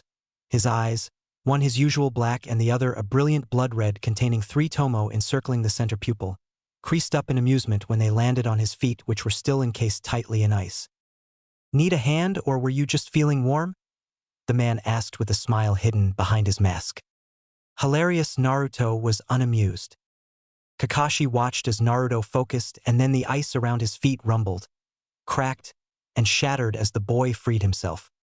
That stuff's stronger than you'd think. It's constantly circulated with her chakra and capable of healing itself, though it clearly takes a drain on her reserves to maintain it, Naruto supplied. Huh. Now that is interesting. Did you enjoy your little date? Though next time I'd recommend not beating them up, Kakashi quipped. Naruto frowned at that. Don't underestimate her sensei. She might have beat the shit out of me if she hadn't fought with one arm, and well, could actually hit me. You on the other hand might have been lucky enough to escape if you ran away. Kakashi made a placating gesture. Yes, your ability is rather frustrating. And of course I meant no disrespect to your opponent. I've been on the receiving end of the ire of a woman so powerful, she could split a mountain with her pinky finger. Trust me, I make no suggestions or assumptions of power based on gender. The two Konoha shinobi turned to once again face down their opponents as a duo. This time, though, they definitely held all the cards. They watched as the rough-looking man helped his partner up and turned to face Kakashi. Your brat's good, but Haku didn't go all out. Don't think it'll be the same outcome when we face each other next time, Zabuza grunted. The compliment to someone he hadn't even considered worthy of the title of shinobi grating on his nerves. Next time? You speak as if I'm going to let you get away from me now. There won't be a next time. Kakashi stepped forward, eager to push the advantage now that he was sure Naruto was safe and could more than hold his own. I'm afraid I'm not leaving you with a choice. I wonder if the other two on your team are quite as talented as that one, not to mention that bridge builder. Wouldn't want to fail your mission now, would you? Zabuza stated as he began casting hand seals. Kakashi raced forward with no intention of allowing that but had his path blocked by an ice wall rising up from the water. The wall was made seamlessly and without any hand signs. That meant, however, that it was weakened, and so Naruto destroyed it easily enough with an enhanced kick as he appeared beside Kakashi, who continued onwards. He raced towards Zabuza, who had finished performing a set of hand seals and was about to cast a jutsu in the direction of his students and charge. Water style. Water severing Zabuza's jutsu was cut off before it could be released as Kakashi cut his throat with a kunai. Yet instead of blood seeping from the wound, the man before him collapsed into water as the water style shadow clone dispersed. The same happened to Haku as Naruto landed a blow to the clone and forced it to disperse. Damn it, he used that wall to block our view and make their escape. They had no intention of truly going for the boat. Kakashi sagged briefly, before turning to his student and lowering his headband to cover the Sharingan eye that had been draining his chakra. Let's head back over. It's time we get into the land of waves. When they arrived back at the boat, they found Sasuke and Sakura standing guard. Kunai pointed. Sasuke was calm and collected, observant, and had his eyes and senses trained on the slightest movement. As such, he was the first to spot them. Kakashi, Naruto. You're alive, Sasuke said, and his team had to sweat drop at the fact that they couldn't decide if he sounded happy or annoyed by that fact. Ah, Sasuke, ye of little faith. Your sensei could never be beaten by the likes of them. Though Naruto, on the other hand, struggled. Kakashi said lightly, enjoying the agitated expression on his blonde student's face. Sensei, you're okay, Sakura exclaimed with pure joy. Now that was the right reaction to that news, Kakashi thought. Okay, time to continue. We shouldn't be far from the landing point now, and we really have a lot to discuss going forward. We'll be setting up camp in your home, Mr. Tazuna, okay? Kakashi asked, but everyone knew he was telling it as it would be. Of course, of course. Thank you for saving us. We'll arrive in no time, right, Yurumon? Tazuna promised while looking to said man over his shoulder. The man looked better than the last time Naruto seen him. At least he stopped that crying of his. Naruto was apprehensive about the man who had clearly betrayed them and walked them into this trap. But Kakashi had only smiled when told about it and said what was done was done. If Tazuna had forgiven him, then Naruto supposed it didn't matter. It was Tazuna he'd tried to kill after all. The land of waves, forests at the shore. Zabuza and Haku sat on a tree branch. They had made an escape, and though it damaged his pride to run from those two, it had been the right call. He looked to his ward and sighed. The broken mask was being held gingerly as though afraid to further damage it. It was going to break at some point. It was already so damaged, he said, trying to cheer Haku up. And you can kill that stupid loud-mouthed kid next time. The odds were against you from the moment he appeared out of nowhere and you took that hit to your arm. As he said that, he reached over and gently lifted the arm to look at it. Not as bad as it looks.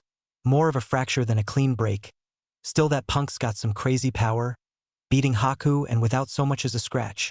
How did he manage that? Haku allowed Zabuza to inspect the arm.